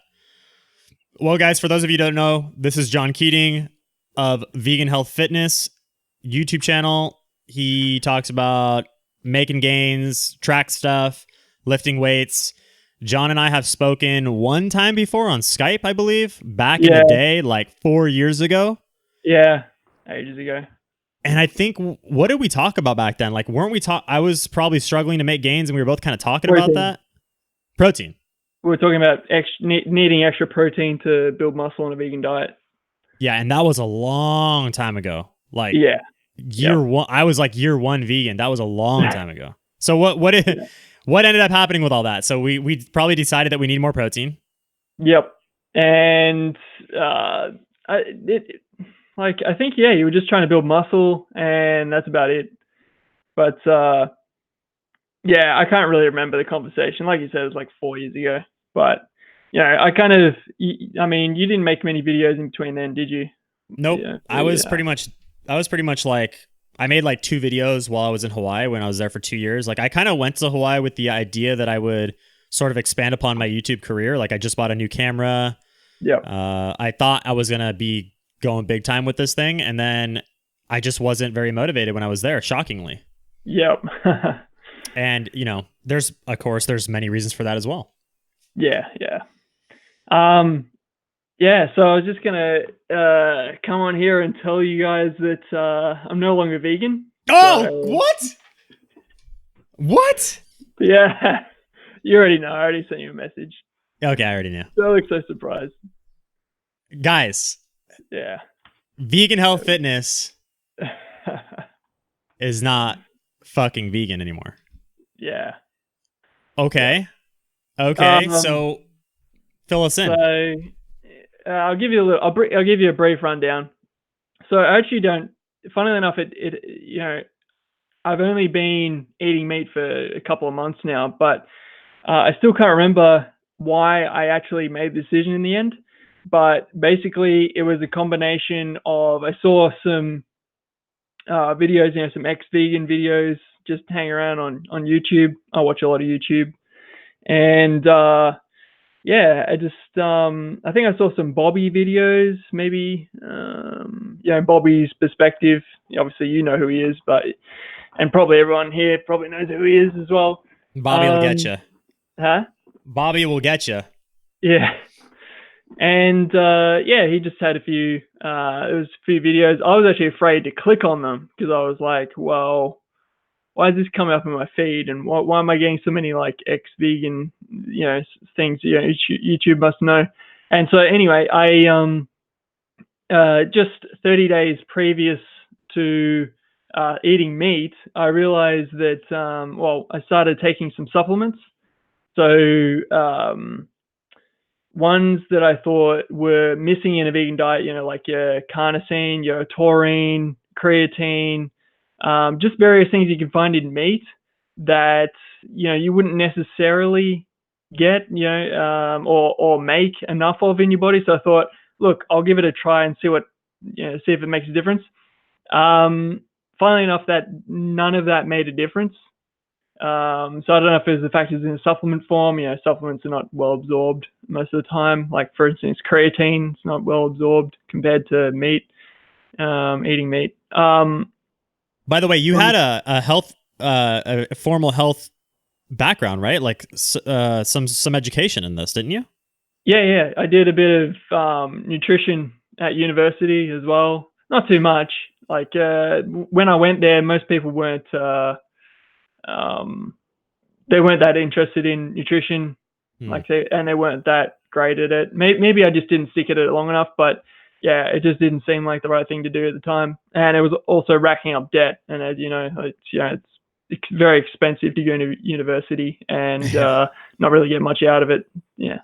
Yeah, true. So yeah, where was I? So I did the 30-day of supplements, didn't work. I saw some videos on YouTube, and the ex-vegan ones, and I was like, a few things. I was just looking back at how the 6 years I'd been vegan had gone, and I realized I hadn't gained much muscle despite going to the gym quite consistently. And I noticed, but like you've probably said in your videos, I expected to make a little bit of a loss going vegan. Like, it wasn't as good gains, but I was okay with that. But when I look over those 6 years, I didn't really gain too much despite being consistent. And if that was the only thing, I probably wouldn't care.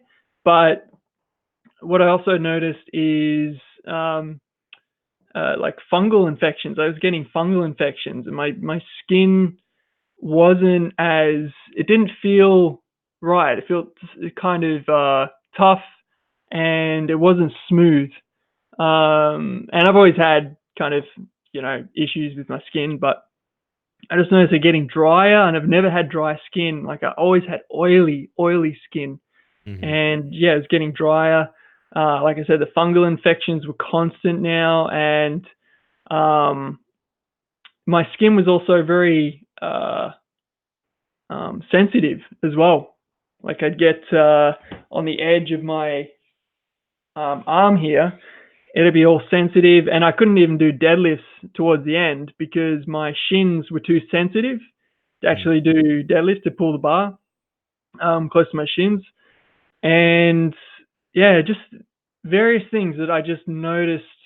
They were small. Like, I didn't have any large serious issues, but I just noticed all these similarities with the kind of deterioration that I saw in other vegans, and also the digestion. It wasn't like I didn't have particularly bad digestion, but I noticed that I was becoming intolerant to like almost every single food. It got to the point where I was eating like very specific foods. Like your box was getting smaller. Yeah. What you could eat. The number of foods I was eating was getting, the variety was much less. Yeah. So yeah, just lots of different things I noticed, and I was like, all right, we'll give this a go. We'll see what it's like. And I went to the supermarket up the road, and I got some, I think it was tuna. It was a 400-gram can of tuna, and I think I got 2 of those. And I had one of those just before I went to bed. This is like late at night, like one of those late at night decisions you make. Like, this was your first time ever consuming any animal foods? You're just like, fuck it, I'm getting tuna from the can. Yeah, I'm just getting canned tuna. I'm just gonna see. That's like desperation. That's like a desperation move right there. That's crazy. All right. I wouldn't call it desperation, but no, I'm not saying it's bad. I'm just saying, like, for you to make that decision, for that to be your first meal, like, you must have been in a desperate mindset. Yeah, like sorry, I wouldn't use the word desperate, but it was I did it in the moment. Yeah, I was like, I have to try this right now, and I just went straight to the supermarket. I'm like, if there's something to this, I'm going to be real pissed. And of course I was in the end, but so yeah, I brought it back home and I was sitting right here, and I finished about, it looked a bit disgusting, to be honest. Like, first, when you're looking at it, you're like, it's like fish, and I don't know, I don't really want to eat it. And then, anyway, I had it, and yeah, just probably 10 minutes after, I felt like a kind of warm sensation and a bit of euphoria as well.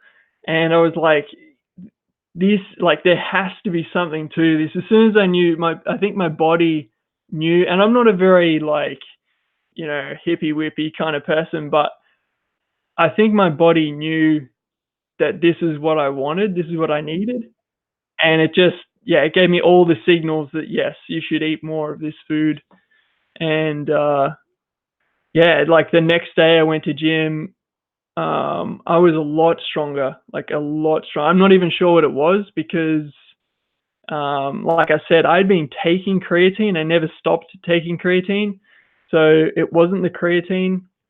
I don't know if it was like electrolytes or something, but it just, next day was like 5-10 kilos. Maybe it's a bit of placebo, but it seemed a bit more than placebo, even a day in. So yeah. a lot of us who've transitioned over from veganism back to just eating a big portion of animal foods like tuna or steak or whatever, we all have this first experience that you're describing, whether it's directly after the meal or in the middle of the night or whatever. But do you think that vegans who have an issue with us saying this, like, they could easily prove this to themselves by trying one meal or like a couple, like, we're not saying it was going to happen every single one of you your first time you try animal foods, but like, you will know within a few days if this is doing anything for you. It's not like veganism where it's like you have like a fruit smoothie and you're, you know what I mean? Like, there's a very distinct, obvious feeling. And I think the big issue with veganism is that because it's based on like that ethical foundation where it's like, can't try even a bite of meat, that you're boxing yourself in without even really knowing it. And you guys claim to be scientific, but really, like, John ate a can of tuna, which in terms of like the hierarchy of quality of food is way down the chain, and he still got positive reinforcement from his body. That's how powerful this stuff is. So go on. And I mean, tuna's not even high in fat either. It's like really, really low fat. So it, you couldn't even really say it was the fat content of the food. It was something in it. And the funny thing is, like, I've had a whole paradigm shift with eating meat again. It's meat is a whole food. Dr. Greger always goes on about plants being whole foods, that they have very complex interactions with your body, but so does meat. Meat is a very complex whole food that we don't know much about. Like, he talks about all these different, various phytochemicals in plants that all have these little actions in the body where, whether it lowers cholesterol or lowers blood pressure or whatever, interferes with whatever. Meat has similar effects.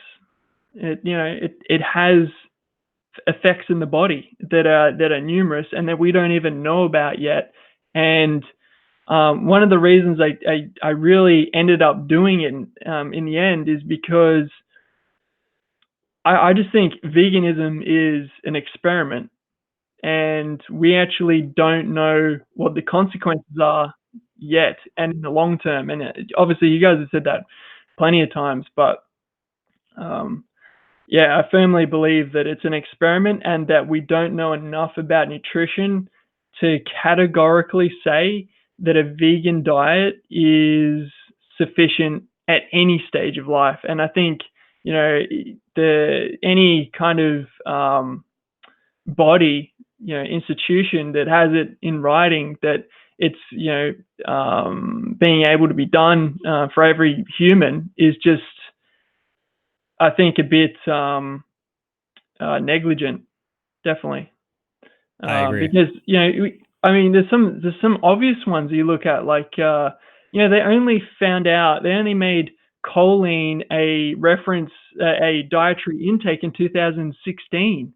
It's like we know We're still nothing. adding stuff. If you're gonna put something on the reference list in 2016, that's only 3 years ago. Yeah. How do we not know about this? Why do we not know that we needed this? Yeah. Sanka, this is a vegan troll, and I'm going to actually ban her right now. You're done. So she says another one, unfortunately, who didn't make the connection in regards to you. So what do you say? Like, what did you ever make a ethical connection whilst vegan, or do you think that, right? Let's talk about that a little bit. Yeah, I mean, check my channel. I'm I did activism down at Collins Street here in Melbourne, in the city, and I did it pretty much every week for a few months on Saturdays. So I'd go out to talk to people about veganism and all kinds of stuff. So definitely an ethical vegan as well. I will say, like, I went into veganism for health initially, but like everyone says, you stay vegan because they're ethical arguments. So but it's, the thing is, now that I think about it, it's more like, if your health is suffering, then I think self-preservation is more important than the animals. And you can say, that animals are equal and that, everyone's equal, but it's a very political argument, but it's also, as it relates to veganism, it's just not true. It's like we would never treat an animal or even someone else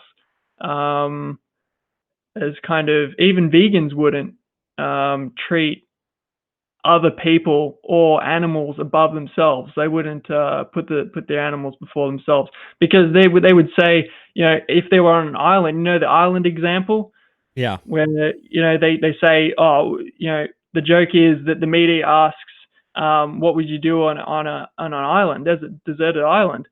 Well, you would eat the animal. So therefore, you do believe in some way that self-preservation is important. And I want to point out too, by the way, in terms of that island example, here's the other funny thing about it. Vegans can say, well, I try and eat, I try and forage food first, or I try and plant food first. But here's the catch, dumbass vegans, because these people have no idea about actually living in nature or growing their own food. If they did manage to plant their own food forest, guess what? The animals are coming for your damn food. What are you going to do? You're going to have to make a choice for it to grow. So you're going to have to make, well, yes, even let's say they even stumble across a field of crops already there that they just had to harvest when the time came. Magically. Which wouldn't happen in the first place. But of course, it's a stupid example anyway. The point is that they're going to have to decide sooner or later that it's either them or the animals. Because at some point, you will have to defend yourself against those pigs that will come eat all of your crops overnight. So what are you going to do then? You're going to say, I'll let the pigs eat my crops because I'm a defenseless vegan. It's a bit of a trend shoot these that days, pig. With not defending things, not defending things you believe in, and not defending your own preservation. Like, it's all about caring for other people or other things, or it's like, maybe you should focus on yourself a little bit. Yeah. Pay attention to your health, because you're going to be crazy. You're going to be not mentally stable or anything like that. You're not going to hold down the job. But that's getting a bit off topic, I guess. How long were you vegan, by the way? How long? Yeah. 6 years. 6 years. Did you ever meet any of these high up vegans? Any, like, you're in Australia, so did you ever meet Freely or During Rider or anybody like this? Yeah, I met During Rider. I didn't meet Freely, unfortunately. I wanted to meet her, but I met Harley in 2014 at the Thai Fruit Fest. So I was there, and I don't know. I didn't have many interactions with him. He's all right. He's not too bad. He's just a bit like, I don't know. He just seemed like any other person. He's pretty quiet in person, to be honest. He's not very. That's how he is on live streams. He's Pardon? pretty chill. That's how he is on live streams. He's pretty chill. He's not like, yeah. you would I think. saw him in the live stream the other day. With who was it? Was it Primal Edge or something? Yeah. Yeah, we did one recently, and then we also did one with Primal Edge. Yeah. Primal Edge is a bit fucking crazy. Holy shit. He can get wild for sure. He was digging into During Rider like you wouldn't believe. Yeah. That was on our stream together. Yeah, he said he waited 10 years to have that opportunity to say these things to During Rider. So he took over that stream, and he came to me afterwards. He's like, dude, I'm sorry about that. And I was like, don't worry about it. It was fine, because basically I made a video talking hella shit on During Rider. He saw it. He called me out in the comments. He said, let's do a stream or whatever, pussy. And I said, okay, let's go. I'm fucking scared of you. Yeah. I did want to mention, so I caught a live stream last night on Instagram. This guy, Ryuji something, his name is like Gentle Vegan or something like that. He's on Instagram. He has a podcast with this chick down in Southern California. He's an activist dude. He looks like a goddamn vegan. He's all sucked out. Looks like a vegan. Spot the vegan, this guy. Anyway, so he's doing a debate with this guy who clearly is trolling him on his Instagram. There's like 50 something people watching, and I just happened to be in this chat at this moment. And I was like, I heard them. I just was overhearing them talk, and Ryuji was telling this guy as if the argument is over for health. Like he's like, if you want to be not vegan, or if you want to argue vegans on the terms of ethics, or if you want to argue vegans on the terms of environmentalism, that's one thing. But in terms of health, it's a case closed. You are not eating you cannot say that eating animals for health reasons is even valid at all anymore today. And I feel like he's in the 2 to 3 year old mindset where he's like, the 2 or 3 years ago mindset where veganism was sort of this like open and shut case, like this is the healthiest way. And then all of a sudden we saw this experiment unfold online with thousands and thousands of people who have fallen off the vegan bandwagon around year 4, 5, 6, around that time frame, because this is about the time frame where reality sets in, the deficiencies start to set in, whatever happens starts to set in. And basically he's trying to say that health is not a valid reason because we've got that figured out. And meanwhile, you look at this guy and you're like, you look like the deteriorated vegans that we're talking about, that we're trying to avoid looking like, Well, and I bet this guy hasn't been vegan for that long. Well, it's funny, like, the stereotype is that, the vegans are pale, skinny, and whatnot. And It's kind of true. Like, like with every stereotype, it's fucking true. There's an essence of truth to it. Yeah. So it's definitely. I saw. What's this? Oh, right. This is the guy. Spot the vegan, guys. Yeah. Spot the vegan. Does that look like a vegan face to you? Yeah, it does. Yeah. And the reason I say shit like this, and I don't mind being like basically offensive, is A, it's true. Happy Mother's Day video right here. I'm walking out of the bathroom and just so arrogant, so pompous. It reminds me of Mike Chang. Of who? Mike Chang? Yeah. Yeah, his voice and everything. Like kind of just talking like that. Vegan activists, it's like not one vegan activist, not one looks good. There's not one like John Venus is not a vegan activist. Derek Simnet isn't a vegan activist. These guys are full-time gym rats to even, well, they look great, but anything, to maintain it. These guys that are traveling around and talking to people in the streets, they look like they're vegans. Look at this guy's. Well, look at I this was guy's around arms. a lot A very of the common ethical comment I vegans. get from people. Sorry, say that again. I was around a lot of the ethical vegans. Like, in fact, I'm probably going to get a bit of flack in real life for this. I'm sure of it. Right. But and not for the comments I'm just about to make. I'm talking about just overall. It's the vegans that I hung out with. There were a couple of them that were into, I would say, health and kind of fitness, more fitness side of things. But yeah, definitely a lot of people in the group fit the stereotype of the vegan, I would say. But veganism also attracts, especially in the earlier days, it attracted a lot of the same people. If you were talking about that 16 personalities test, if you look at the vegan groups, they do the 16 personality test polls, and they usually come out INFP and ENFP. So you're getting all the same kind of people. Yes. That are becoming vegan. That there's a reason that those are the people who became vegans, because they're of a particular personality type that would do that.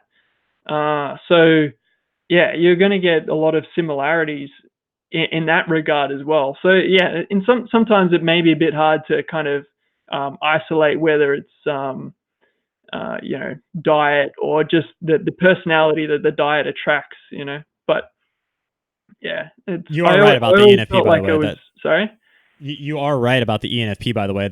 We noticed that in Hawaii because we made everybody take that, and there was so many people. Someone said to look up James Aspie. He looks good, so we'll take a look at him. Just to be fair, that's what we do on this channel, guys. We want to be legit. Oh, I was looking at this picture. And I said, "Damn, he actually looks pretty buff." And look what he's eating. This is back in the meat days. Yeah. He looked good back then, didn't he? Yeah. Look at this shit. And it's so funny. Like, I saw this picture, I was like, wow, James Aspie, impressive. And he's eating a damn lobster. He's also younger there, though, so. Right. Let's look at a recent video, though. Yeah. All of your work has basically come down to the conclusion that there's no amount. Can't really see much there. I guess this picture, how old is this? It's always hard to look at just. Yeah, he looks good. He looks healthy. He looks buff. He's got a good shape. Yeah, I don't think many people are going to look at that and they're going to be like, oh, he's really unhealthy. I think most people would just say, yeah, he looks pretty good to me. Somebody said he looks way worse now, pale and gaunt. See, that's the thing too, is a lot of people are using very old photos of themselves all the time. This happens. Yeah, so there's a few things. I mean, he travels a lot, so he may not have the best diet anymore, so that could explain why he's probably not as lean. But then again, I haven't really seen any vegans that are kind of on his level. Maybe in that crab eating picture there, but maybe Simnet, he's kind of like that lean, but not many vegans are that lean and buff. He's starting to look a little like soft around the edges here. Yeah. Oh yeah, I definitely noticed getting softer. That's for sure. Like a softer look. He's got the soy titties We right have here. you think that non-violence is one of the greatest things that our civilization holds valuable. The vegan activist. Oh, okay. Here we go. This is a good shot right here. That's a good shot right there. That's the updated version. James Aspie. His arms look smaller. Yeah. Yep. That's where it is right there. 14 weeks ago.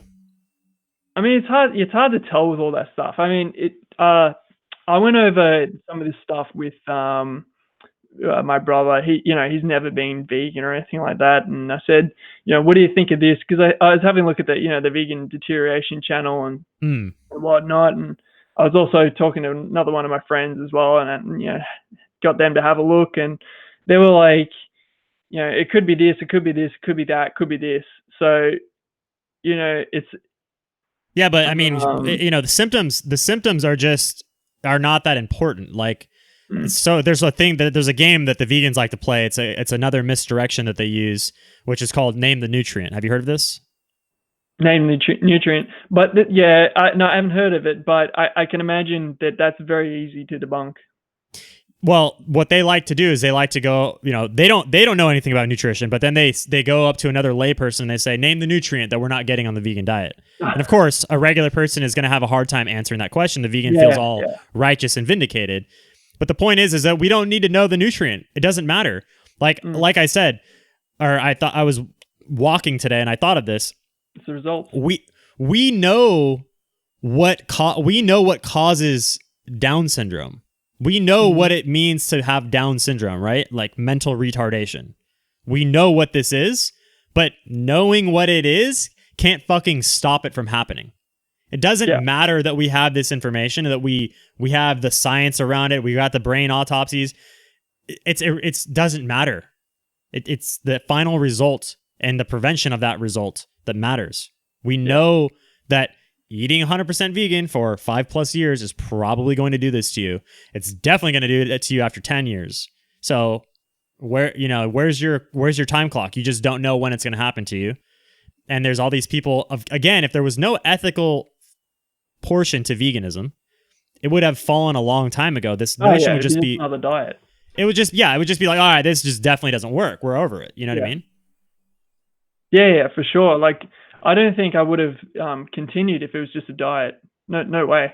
Like, because there was just too many. There's the social things and the I would say even health issues just during that I wouldn't have. Like for instance, the getting enough protein in. If you try to get enough protein in a vegan diet, it's always like a lot of fiber. Or with carbs, with a lot of carbs, or protein powder. Yeah, exactly. So it's kind of hard to avoid. So, I would have changed that if it was just a diet. I would have just changed it by myself. So, yeah. Well, somebody in the channel said 5 years vegan and proud. Here's the key: is 20 to 25% of healthy fats. That's why many vegans fail long term. Well, the thing is that vegans can't even agree what the healthy fat is within the vegan diet.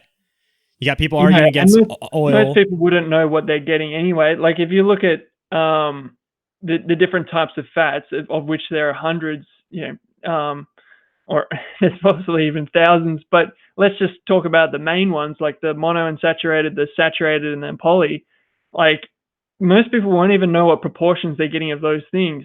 And it seems that you mainly want to, if in terms of energy, you really want to be getting it from saturated and monounsaturated fats, not from poly. So, people would have to really monitor what oils and what fats they were. And you're getting the omega-6 situation as well on top of that. Like, yeah, exactly. Oh yeah, the omega-6 just goes crazy when you're vegan. Like I didn't even try and reduce that because it would just be practically impossible to actually do in practice. I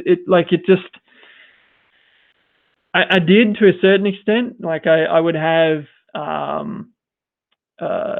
would kind of check Chronometer just to see that, and this is what I'm talking about with the kind of limited food selection as well, is where you try and get all these things kind of in balance, to do it right, to quote unquote do it right. And it just whittled down all your food options.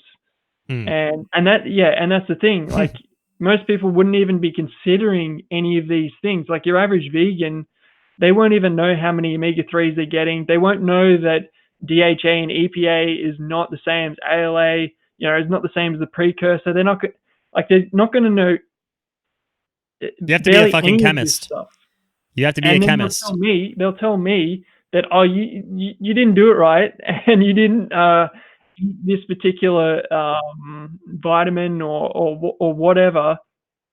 It's crazy. It's absolutely crazy. Well, that's why I say they resort to these little stupid questions, these little quips, these little gotchas. That's what they do. Name the nutrient. And you're like, oh, well, I don't know. And then they go, okay, yeah, I thought so. There's nothing that we can't get on the vegan diet. It's like, well, actually there are nutrients that we definitely can't get, and then there's also questionably absorbable nutrients, which you guys don't even talk about, because something you brought up earlier regarding the absorbability of, I think we were talking about the protein, is I've heard estimates as low as 30% absorbability of certain plant proteins. So vegans are willing to accept 85% is generally the accepted like a protein what is it? Assimility? What the hell? What's going on in my brain? The absorption rate, assimilation value of protein compared to animal foods. They say it's about 85% absorbable. Not even close to that. So there's people saying it's as low as 30%. So imagine that. You think you're getting 150 grams of protein, you're only getting 30% of that? Well, you're talking that's the thing. And like I said, that's another thing that people don't know about. So if there's a PDCAS, it's basically the protein digestibility amino acid score. And they've also got the biological value of a protein as well. And if you look biological value is what I've seen. Pardon? That's very low. The biological value is what I've seen that's very low. Yeah. So if you look through all the different plant proteins, you'll see that, they range anywhere from 0.3 to, all the way up to 0.95 or something, or 1.0, for depending soy. on what scale we're talking about. But, the point is people don't know what they're eating most of the time. Like, I've seen lots of vegan posts that say, a good source of protein is almonds and peanut butter and whatnot, but I'm pretty sure they have biological values of less than 0.5 or around 0.5. So, but is that the person's responsibility, or do you think that that's a worthwhile, like, I'm with you. I totally agree that people don't really know what they're putting into their bodies to begin with. They have like a relative idea of what's healthy and what's not healthy, but it's super questionable. But do you think it is our responsibility to understand that? Because obviously there's ways to eat meat incorrectly and mix it with carbs and fats and carbs at the same time. There's suboptimal ways to do that. However, if you are consuming animal foods, pretty much everybody's in agreement that you're not going to be going vitamin and mineral deficient. Like, there's no sign of that. There's no sign of deficiency on a meat supplemented diet. Well, I mean, the thing is, there's responsibility on anyone's behalf to actually look after their health and and after the nutrients that they're getting. Like, for instance, you could design a deficient diet on meat. You could have very lean meats and not get the fat soluble vitamins. You have to go out of your way, though. Sorry? Like, you'd have to go out of your way pretty much to consume an deficient meat diet. Like, you'd have to design it that way. Whereas like with veganism, you're designing it to try and not get deficient, and it's still very difficult to achieve that. Yeah, exactly. No. It's much easier to get a full spectrum of nutrients just eating animal foods compared to plant foods. Like, and the reason I think is because, well, not only because it actually fits our physiology better, but and it's more absorbable, but also because traditionally, like, we've been brought up in a certain way, so we know how to generally eat. And I'm not saying we're particularly good at it these days because we've lost a lot of those traditions, but we generally know, or we generally have an idea of what we should eat from our parents and from, their parents got from their grandparents, and we all ate meat, so we kind of know what the deal is. We know what a meal looks like. A meal for most people looks like a portion of meat, a portion of carbs or whatever, and a portion of plants, right? For the most part. And, it used to be even less so plants and more so animal foods. But, we still had a kind of idea of what we should eat. And so when you have this kind of vegan experiment and no one knows what to do, of course you're going to have all these different people starting all these different kinds of diets, because on vegan, you actually don't know what you're eating. It's just, it's chaos. It's like, you just don't know. There's no traditions for veganism. So, of course, it's going to end up with people not knowing what to do, and especially, younger people or people who are just not willing to research things. They're not going to have any support from their parents, or they're not going to have any support from friends and family in terms of not even just like people telling them what to eat in terms of, this food has this nutrient and this other food has this nutrient. More so like, just meal design in general. Just people just have to guess like what a vegan meal looks like, and a lot of the time it's like, oh, we're gonna have a smoothie, and that's a very new thing. That's not a traditional food item. Is a smoothie, like, just on a regular basis. So there's a lot of new things in veganism, and it's not necessarily good. Yeah. Well, with vegan food, like, that's the other thing too, and something that Chase said earlier in the stream, the vegan guy who's coming off 10 years of veganism doing the carnivore experiment. He says, like, the way he normally eats every meal is that he eats till his stomach is so full that it basically tells him, like, I can't eat anymore. It's not like he's satisfied. It's his stomach is like, we're done, because I literally cannot fit in another bite of food. And the funny thing about that is I used to eat that way too, for dinner, especially with my cooked dinner, Yeah. But it was like, if I had a bowl of food and I was stuffed full, but there was still food left in the bowl, I could let that bowl sit there for 5 minutes and I could eat more food again. And I would then shovel in a couple more spoonfuls and leave it there. Shovel in a couple more spoonfuls and leave it there until the thing was done, But on meat, I'm like, there's a bite that's good.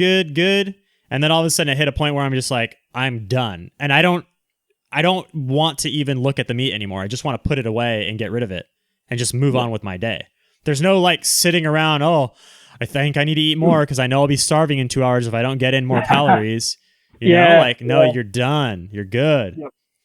And that's the calmness thing that you said too. And I was laughing. I smiled earlier in the stream and people called me out for it, because when he was done with his meal, he had that moment, like he was eating, and then he was like, I'm done. And he was like, it shocked him that he was done.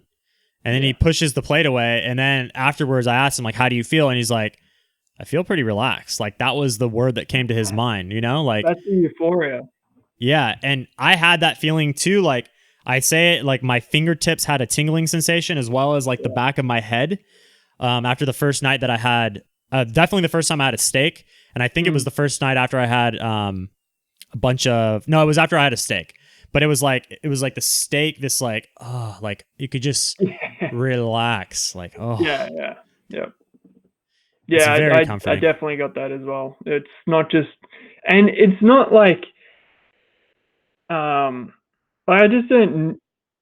I feel like a lot of people are just going to look at this thing and be like, oh, just dismiss it, and it's just like, oh, that's bullshit. You're talking shit. But I genuinely think that your body knows very well what meat kind of is to the body. It's like it knows that it's meat and that it's going to get certain nutrients that you may have not been getting, and it's going to really latch on to things that you were deficient in, and tell you to eat them quite forcefully. And I think that's what happened. It just put all signals on to say, you continue this, because what you're doing before, wasn't great. Yeah, every long-term vegan that I know of, I had somebody ask me, like, why you didn't go to vegetarian. And there's 2 reasons for that. Number 1 is because if I would have continued eating plants, my digestion would have just been fucked, and that would have been no good for me. And a lot of vegans are coming from that same digestive, horrible experience on veganism. Yeah. But the other issue too is that I feel like I need those foods to like recuperate something in my body. And like when I go through phases and I rotate too. Like some weeks I'll be like stuck on eggs, like high quality eggs. Like I'll just eat a bunch more eggs than normal, and I'll be fine with like ground beef and eggs. And then other weeks I'm like, I want steak. Other weeks I'm like more into chicken for some reason. Like lately I've been into chicken, and I wasn't eating chicken for weeks or months. Yes, Charles, John is now an open out of the closet meat eater. All right. So how's your style now? Like, what are you eating now? I I dabbled in a bit of, the carnivore style, but in terms of long-term eating, I might go lower on the carbs, but I'm not going to go because having been into health, I've kind of looked into a lot of the lower carb stuff, and funnily enough, I've circled back to the lower carb stuff because when I started veganism, that's partly why I started, because I did a ketogenic diet and actually fell down the stairs. Because maybe because of like electrolytes or something, but at the time I didn't know too much about it. But yeah, I've done a full circle and had a look into the ketogenic stuff. I tried doing it a couple of times since going back to meat, but I really can't justify it at the moment in terms of long-term sustainability. I just don't see myself doing that the entire time. And also, I'm not convinced, especially for muscle building, my goals are not in line with the carnivore way. And I haven't really seen anyone build any appreciable muscle. I'll be doing that soon, by the way. I'll be doing that soon. Not pure carnivore, but what's that? Yeah. I was saying I will be building muscle soon, and I know that it can definitely work. I'm doing 100% carnivore if I wanted to.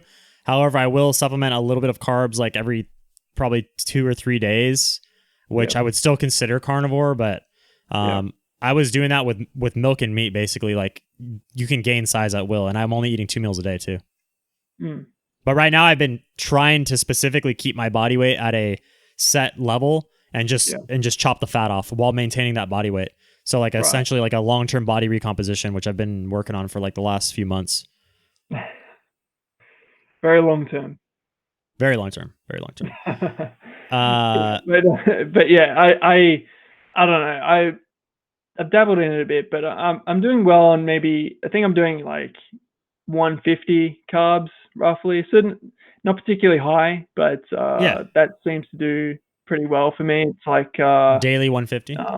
Just to maintain the intensity in the gym. Like I was doing, when I first started, I was doing quite a high carb, and I was going to the gym twice a day, and I just had stacks of energy to do that. And then I tried low carb for a bit, and it kind of just couldn't get any power. And I know it's like long-term adaptation and all that kind of stuff, but yeah, I just don't want to do that like 3-month experiment and then have it not be that great for me. I've seen a lot of Stephen Finney's work in relation to ketogenic diets, even in longer term, 12 weeks. Some athletes don't do as well.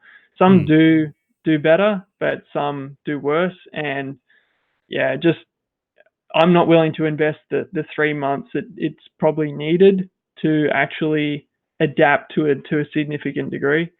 So yeah, it's just... Bart K was on my stream last week or this week, and he said that it takes around 3 weeks to get to the point, if you're doing truly zero carb or like very like carnivore, straight at zero carb, it takes about 3 weeks for your body to start providing enough glycogen to the muscles based on your activity levels to fully supply your workouts to the point where like you won't really notice that you're not eating carbs anymore.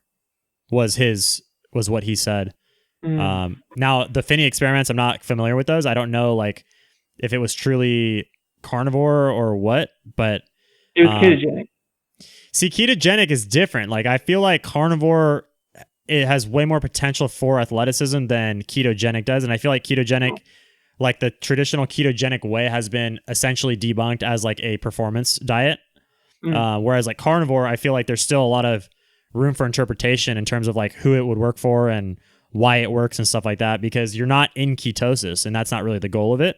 But we could probably go way off topic with that. Somebody said, I was reading something earlier. Sorry. Anyway, sorry. Continue on. I was just gonna say with the little carnivore experiment I did, I noticed. So I did it for about a week and a half, and then I was like, it's just not not any good. Like I just couldn't be bothered with it. And then I stopped for a bit. Then I went back into it, and I would say even throughout the first week and a half, I was getting heart palpitations, and feeling extremely lethargic. Like this is a week in, and I redid it, and I kind of lowered the protein a little bit. I got some magnesium, I got some sodium, I got some potassium, and that made zero difference either as well. So I don't know. All of those things I couldn't really troubleshoot it. So I'm just kind of leaving that until maybe there's a bit better Clarity. guidelines around that kind of stuff. Maybe. So but I mean, I know how high protein and carbs does in the gym, and I mean, if you want to talk about like maximal performance, that's the way to go. Yeah. So like, how is it now? Are you back? Like, does your body just feel like back to, full power? Well, I mean, so I did high carbs for like a couple of 3 weeks, and then I kind of started experimenting with all this stuff. So, funnily enough, with the experimentation, I've just been going backwards. But in terms of the first 3 weeks, just insane muscle growth. Like it was just back to kind of my old self, because I was very much like an athlete back in school. I was like athletics champion and whatnot, and it was just like I was like, this is what it feels like to kind of be back to my old self in terms of performance. Yeah. And it was just it was crazy. I was going twice a day, every day. So it was very, very good. Very good. What do you think about these bodybuilders that are getting good results for now, like the John Venuses and Derek Simnets, and like, how do you think this will all end for them? Because we know it will. I mean, like, how are they able to maintain what they're doing, assuming that they are natural, assuming that these other things are part of the equation, or not part of the equation?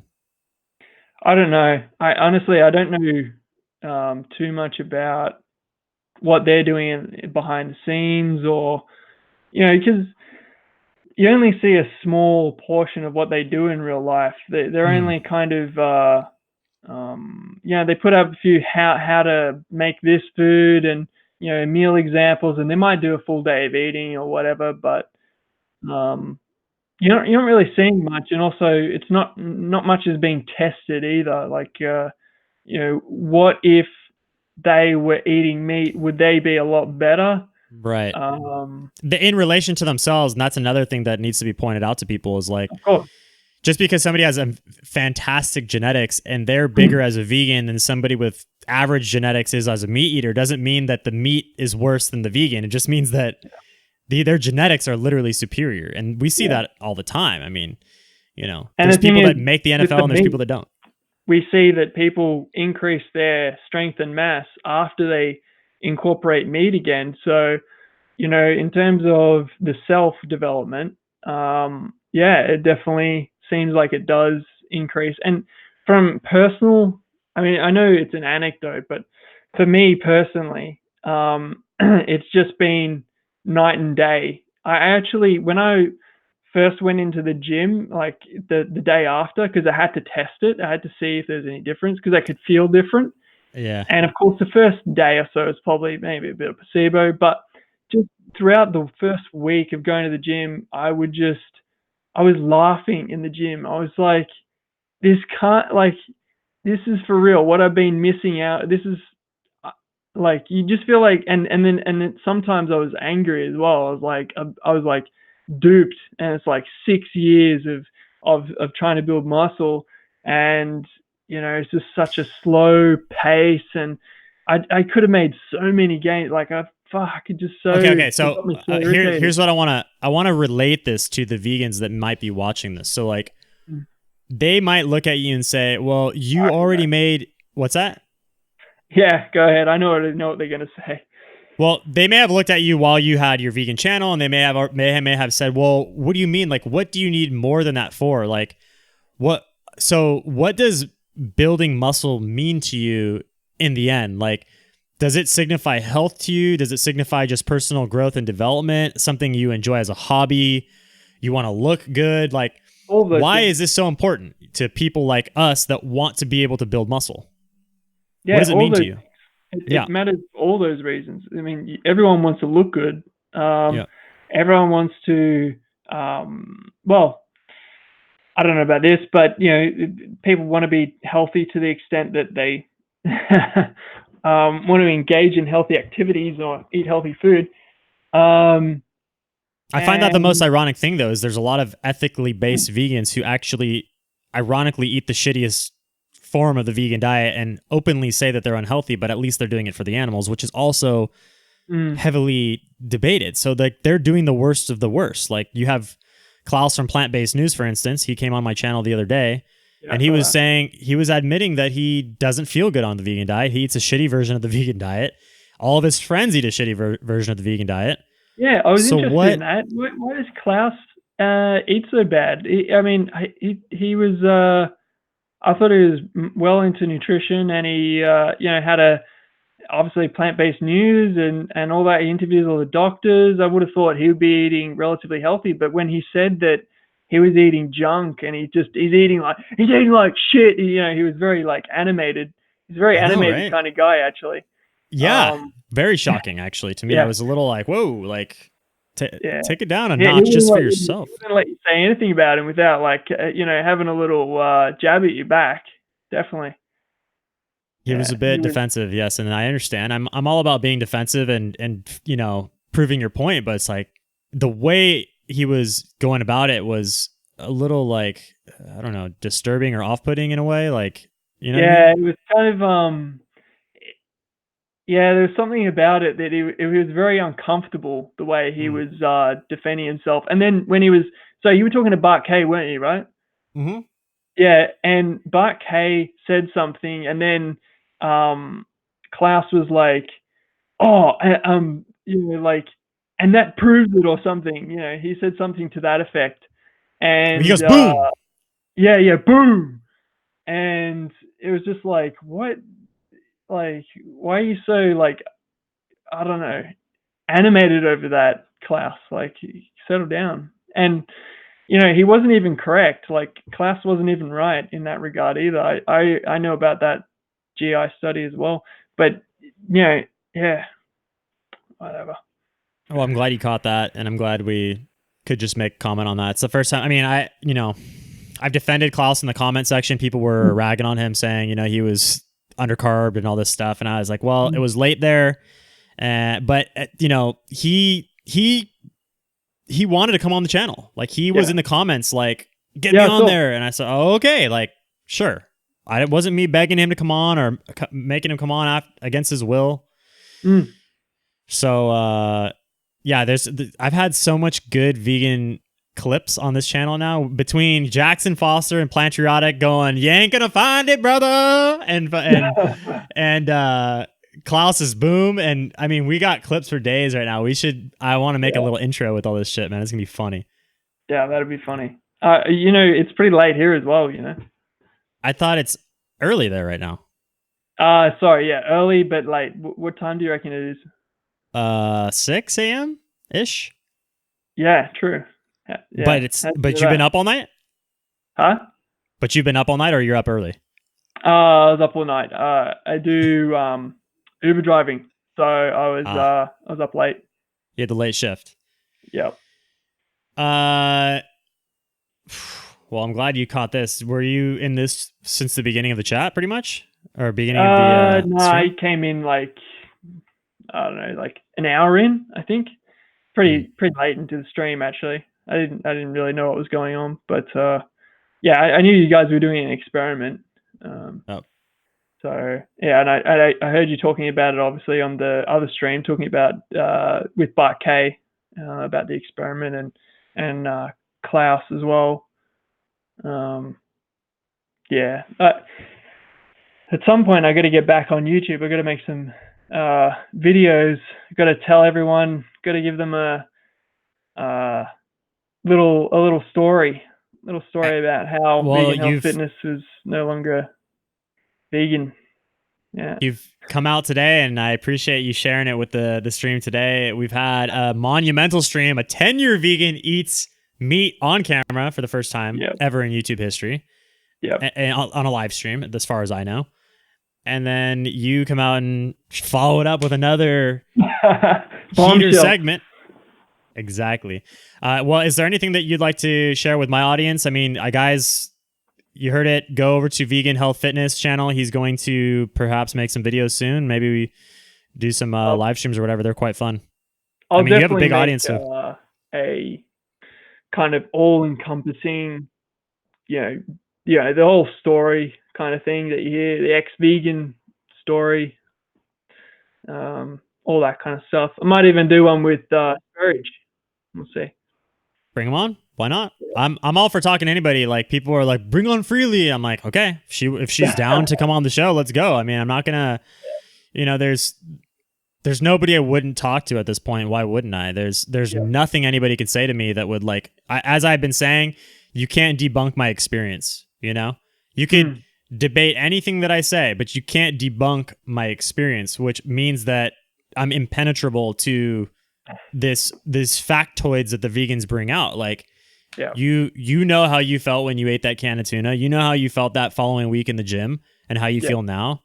Like, that's your experience. It's a very strong point in the terms of the like, are you going to trust your experience, or are you going to trust some vegan's experience that you've never met on the internet because they tell you something that they heard? Yeah, and that's the thing. Like, it's just, it's just weird because I've been vegan for 6 years. Like, I had a YouTube channel regarding veganism. I have videos on my channel where I go and do, chatting to people, that whole ethical thing. So I was very vested in it, and I just have this feeling that people are going to be like, I don't think it's too many, but there's going to be people that are just like, oh, yeah, you didn't do it right. And it's like, you have no idea how many hundreds of hours I spent, or thousands of hours I spent, either putting together YouTube videos on veganism or just researching nutrition. Like, I've spent thousands of hours. I talk about it like daily. And they're going to tell me that you needed to get more omega-3s or some. You should have watched Cowspiracy. Go watch Dominion. I had some troll in here earlier. Go make him watch Dominion. It's like, dude, you're literally where we were 5 years ago. Like, I mean, just turn the clock back. You have no idea. You're just so clueless. I'm sorry. You vegans are so clueless. You're so arrogant that's the word I just keep coming back to, because they think that they're going to do it better than you. They think that they've got this little system figured out. Like, they don't know anything, and I'm not saying that we know everything, but we definitely know that doesn't work. Yeah. And I've heard you talk about, the way you would kind of systematically, maybe not even systematically, but you'd methodically go through like all the things that you're doing in the diet and try to adjust them, to make it work for you. And I know I did the same thing. I tracked, I did my Fitness Pal for a year and a half. That's just my Fitness Pal.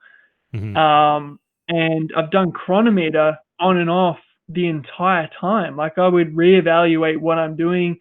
Am I getting the right nutrients? How much protein roughly am I getting a day? I know a lot of people who are going to comment, they probably don't even track any of that. They've never looked at that they've looked at it once in their lifetime. It's a humbling experience, isn't it? To be so fucking wrong and to think you're so right, and to be telling other people that they're doing it wrong. And it's just like this cycle. But in this vicious cycle of vegans going vegan, falling off, they're spreading this nonsense to other people, because they do have this honeymoon period in the first couple of years where they do feel pretty good, because they've basically taken out all the shit from their standard American diet or standard Western diet. So like, they feel better for a little bit. And then the veganism sets in, which is a deficient diet, a malnutrition diet. And then you have this other set of symptoms that pops up that you didn't have before, and it's even worse than before. So that's what they need to understand. I noticed that like a year in. So I like, especially in the gym, I noticed, 6 months, I had really good gains in the gym, actually, very, very good gains. And I think that was just, the extra carbs in the diet, especially, and it made you feel fuller. Like your muscles were very, very pumped because you were eating so many carbs, and it just, and maybe it was some of the vasodilators in some of the fruits I was eating. I don't know, but it was just a number of things, and just the gains were pretty good. Maybe my digestion was better at that point as well. So maybe I was getting more nutrition. But yeah, just slowly over that year, it just got harder to make gains. And I thought that it was something, I thought it was just because I'd gained so much that I couldn't really gain much more. But, and there was an element of that. Like I did gain quite a lot of strength in just 6 months, but it was still, you should be able to make, continue on from there and just make relatively significant gains. Well, I want to point out that there's a feeling that you get when you're somebody who works out in the gym and you're eating the right diet.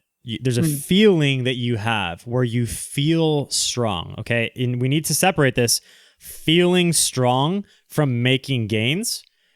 When you're, like for instance, when you're cutting on meat, you still feel strong. You don't feel weak, but you're not really making gains. Whereas as a vegan, you don't even feel strong, even though you might be making some gains. Does that make sense?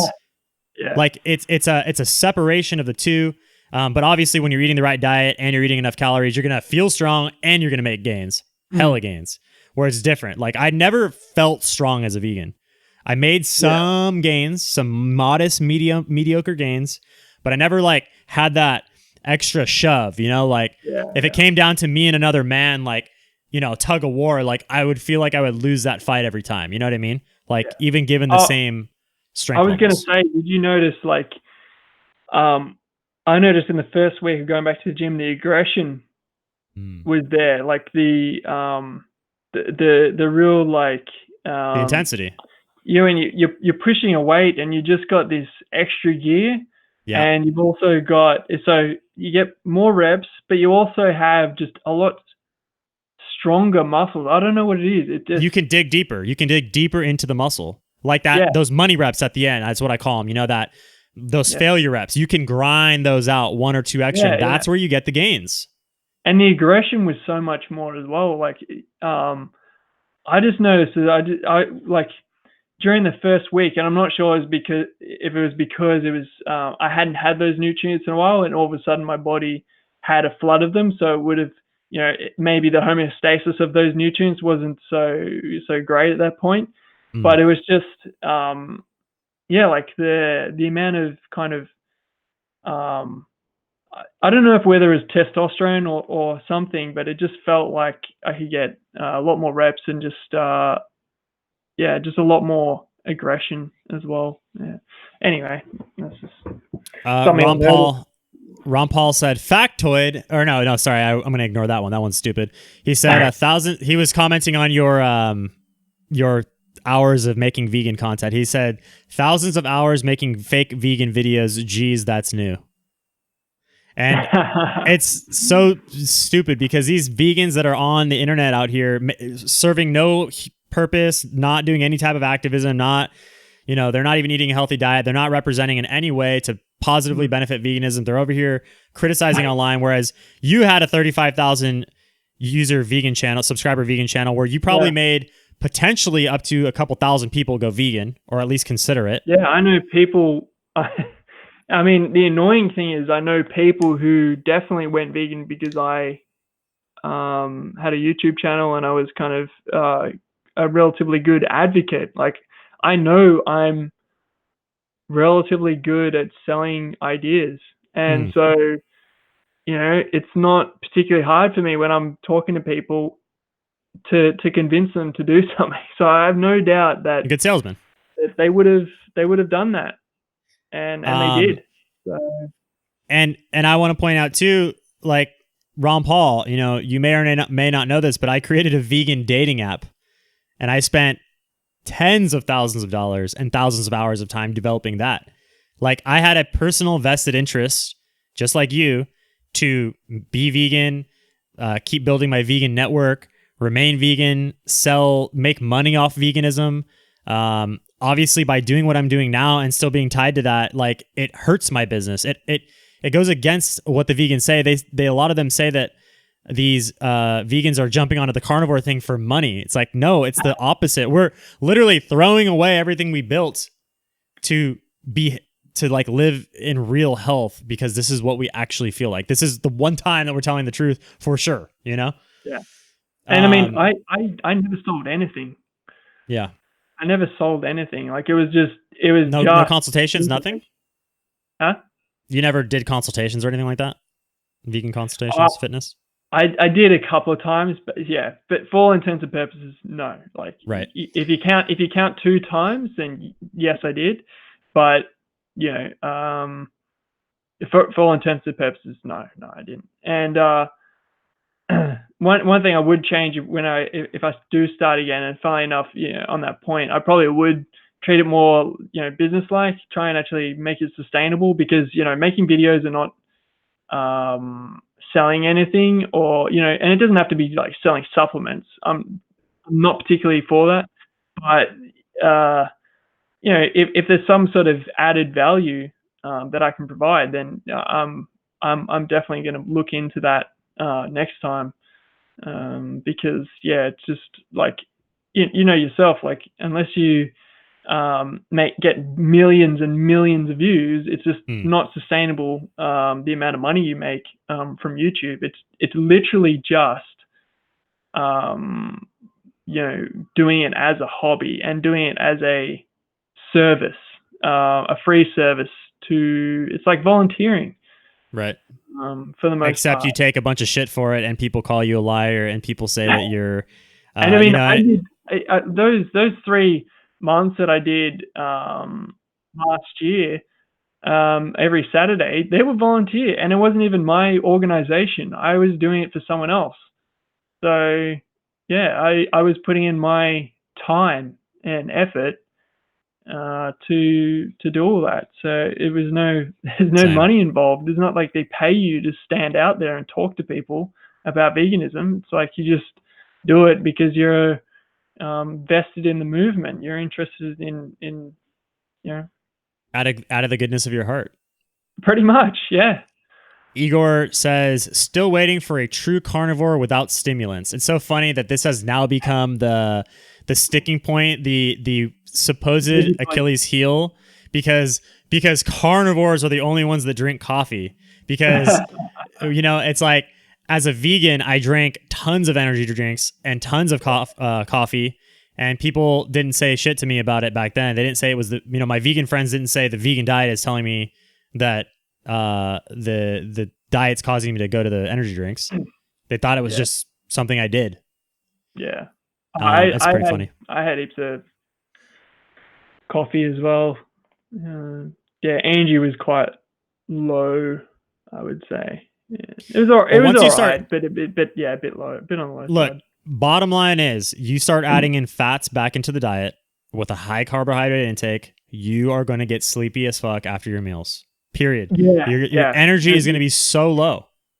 The sleeping, I never got over that. That when you do mention that, that's one thing I did, and I don't miss anymore, is those sleepy feelings after eating a large meal. And I would eat large meals.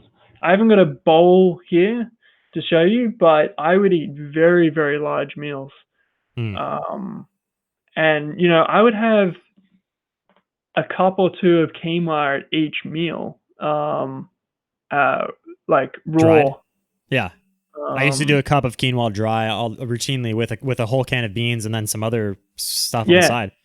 Yeah, and exactly. And I'd have like 200 grams of peas, and sometimes, or a lot of the time I'd have the what are they, like veggie burgers and veggie sausages and whatnot. Mm-hmm. So I'd have all of that together. And by the way, Whole Foods diet, I could. There's no way I could maintain that. I'm 6'5". No chance. And I'm 90. The lightest I've ever been in my entire life is 83 kilos. Wow. And I would actually fade away if I did Whole Foods. I noticed it almost a month or two in that I was like, I noticed my weight going down way too much. It was just insane. I didn't want to lose that much weight. I was already lean enough. Maybe you're meant to be. Maybe your optimal human form is meant to be skinny and weight and thin, like John. Why do you want to be bigger? Nature would let you know. Just eat the bananas you find in nature right outside your door. Yeah. What? It's like, have you guys ever been in nature? Okay, there's so many survival shows on Discovery Channel and all these places. When have these people ever eaten enough food in the wild? And keep in mind that they're on tropical islands and all these type of places. When have they ever eaten well off of fruits and vegetables that they forage themselves? They're always hunting and hopefully killing a snake or hopefully killing a squirrel or a fish to actually eat good. It's not possible. You guys are living in vegan fruitopia is what I like to call it. Fruitopia. Yeah. I think that I'm ready to get the stream wrapped up here on a total basis, but I do thank you for coming by, and if you want me to come on your channel, anytime. Yeah, no problem, Drew. Appreciate the surprise guest. All right, man. Have a good one. Hey, you too. See ya. Okay. John Keating, man, that was a surprise. He popped in second half of the stream and said, get me in there. So we did. Welcome to guests of the channel. Okay, so I think I'm going to wrap this up pretty quickly. We've been rocking on a little over 3 hours today. If you guys haven't subscribed, please subscribe to the channel. I need subscribers. How long has he quit veganism? It's been about 3 or 4 months, I think he said. 2 to 3 months, 2 to 4 months, something like that. So, fantastic stream today. Go rewatch it. We had a great conversation with Chase, the vegan for our carnivore vegan experiment. He was eating meat for the first time ever in 10 years on stream. And Vegan Health Fitness says he's been vegan. He's been ex-vegan for 2 months. So, we're all doing well here. We're all feeling good. Make sure you guys check in for the stream tomorrow with Megan Elizabeth. That's going to be a hot one. All right. So once again, subscribe, and we will wrap the stream up now. So thank you all for coming, and make sure you check out Primal Edge Health's stream with Goji Man today. It's going on simultaneously with mine. I'm actually going to go pop that on right now as I cook a nice, big, juicy steak. All right, guys. Thanks again. Bye.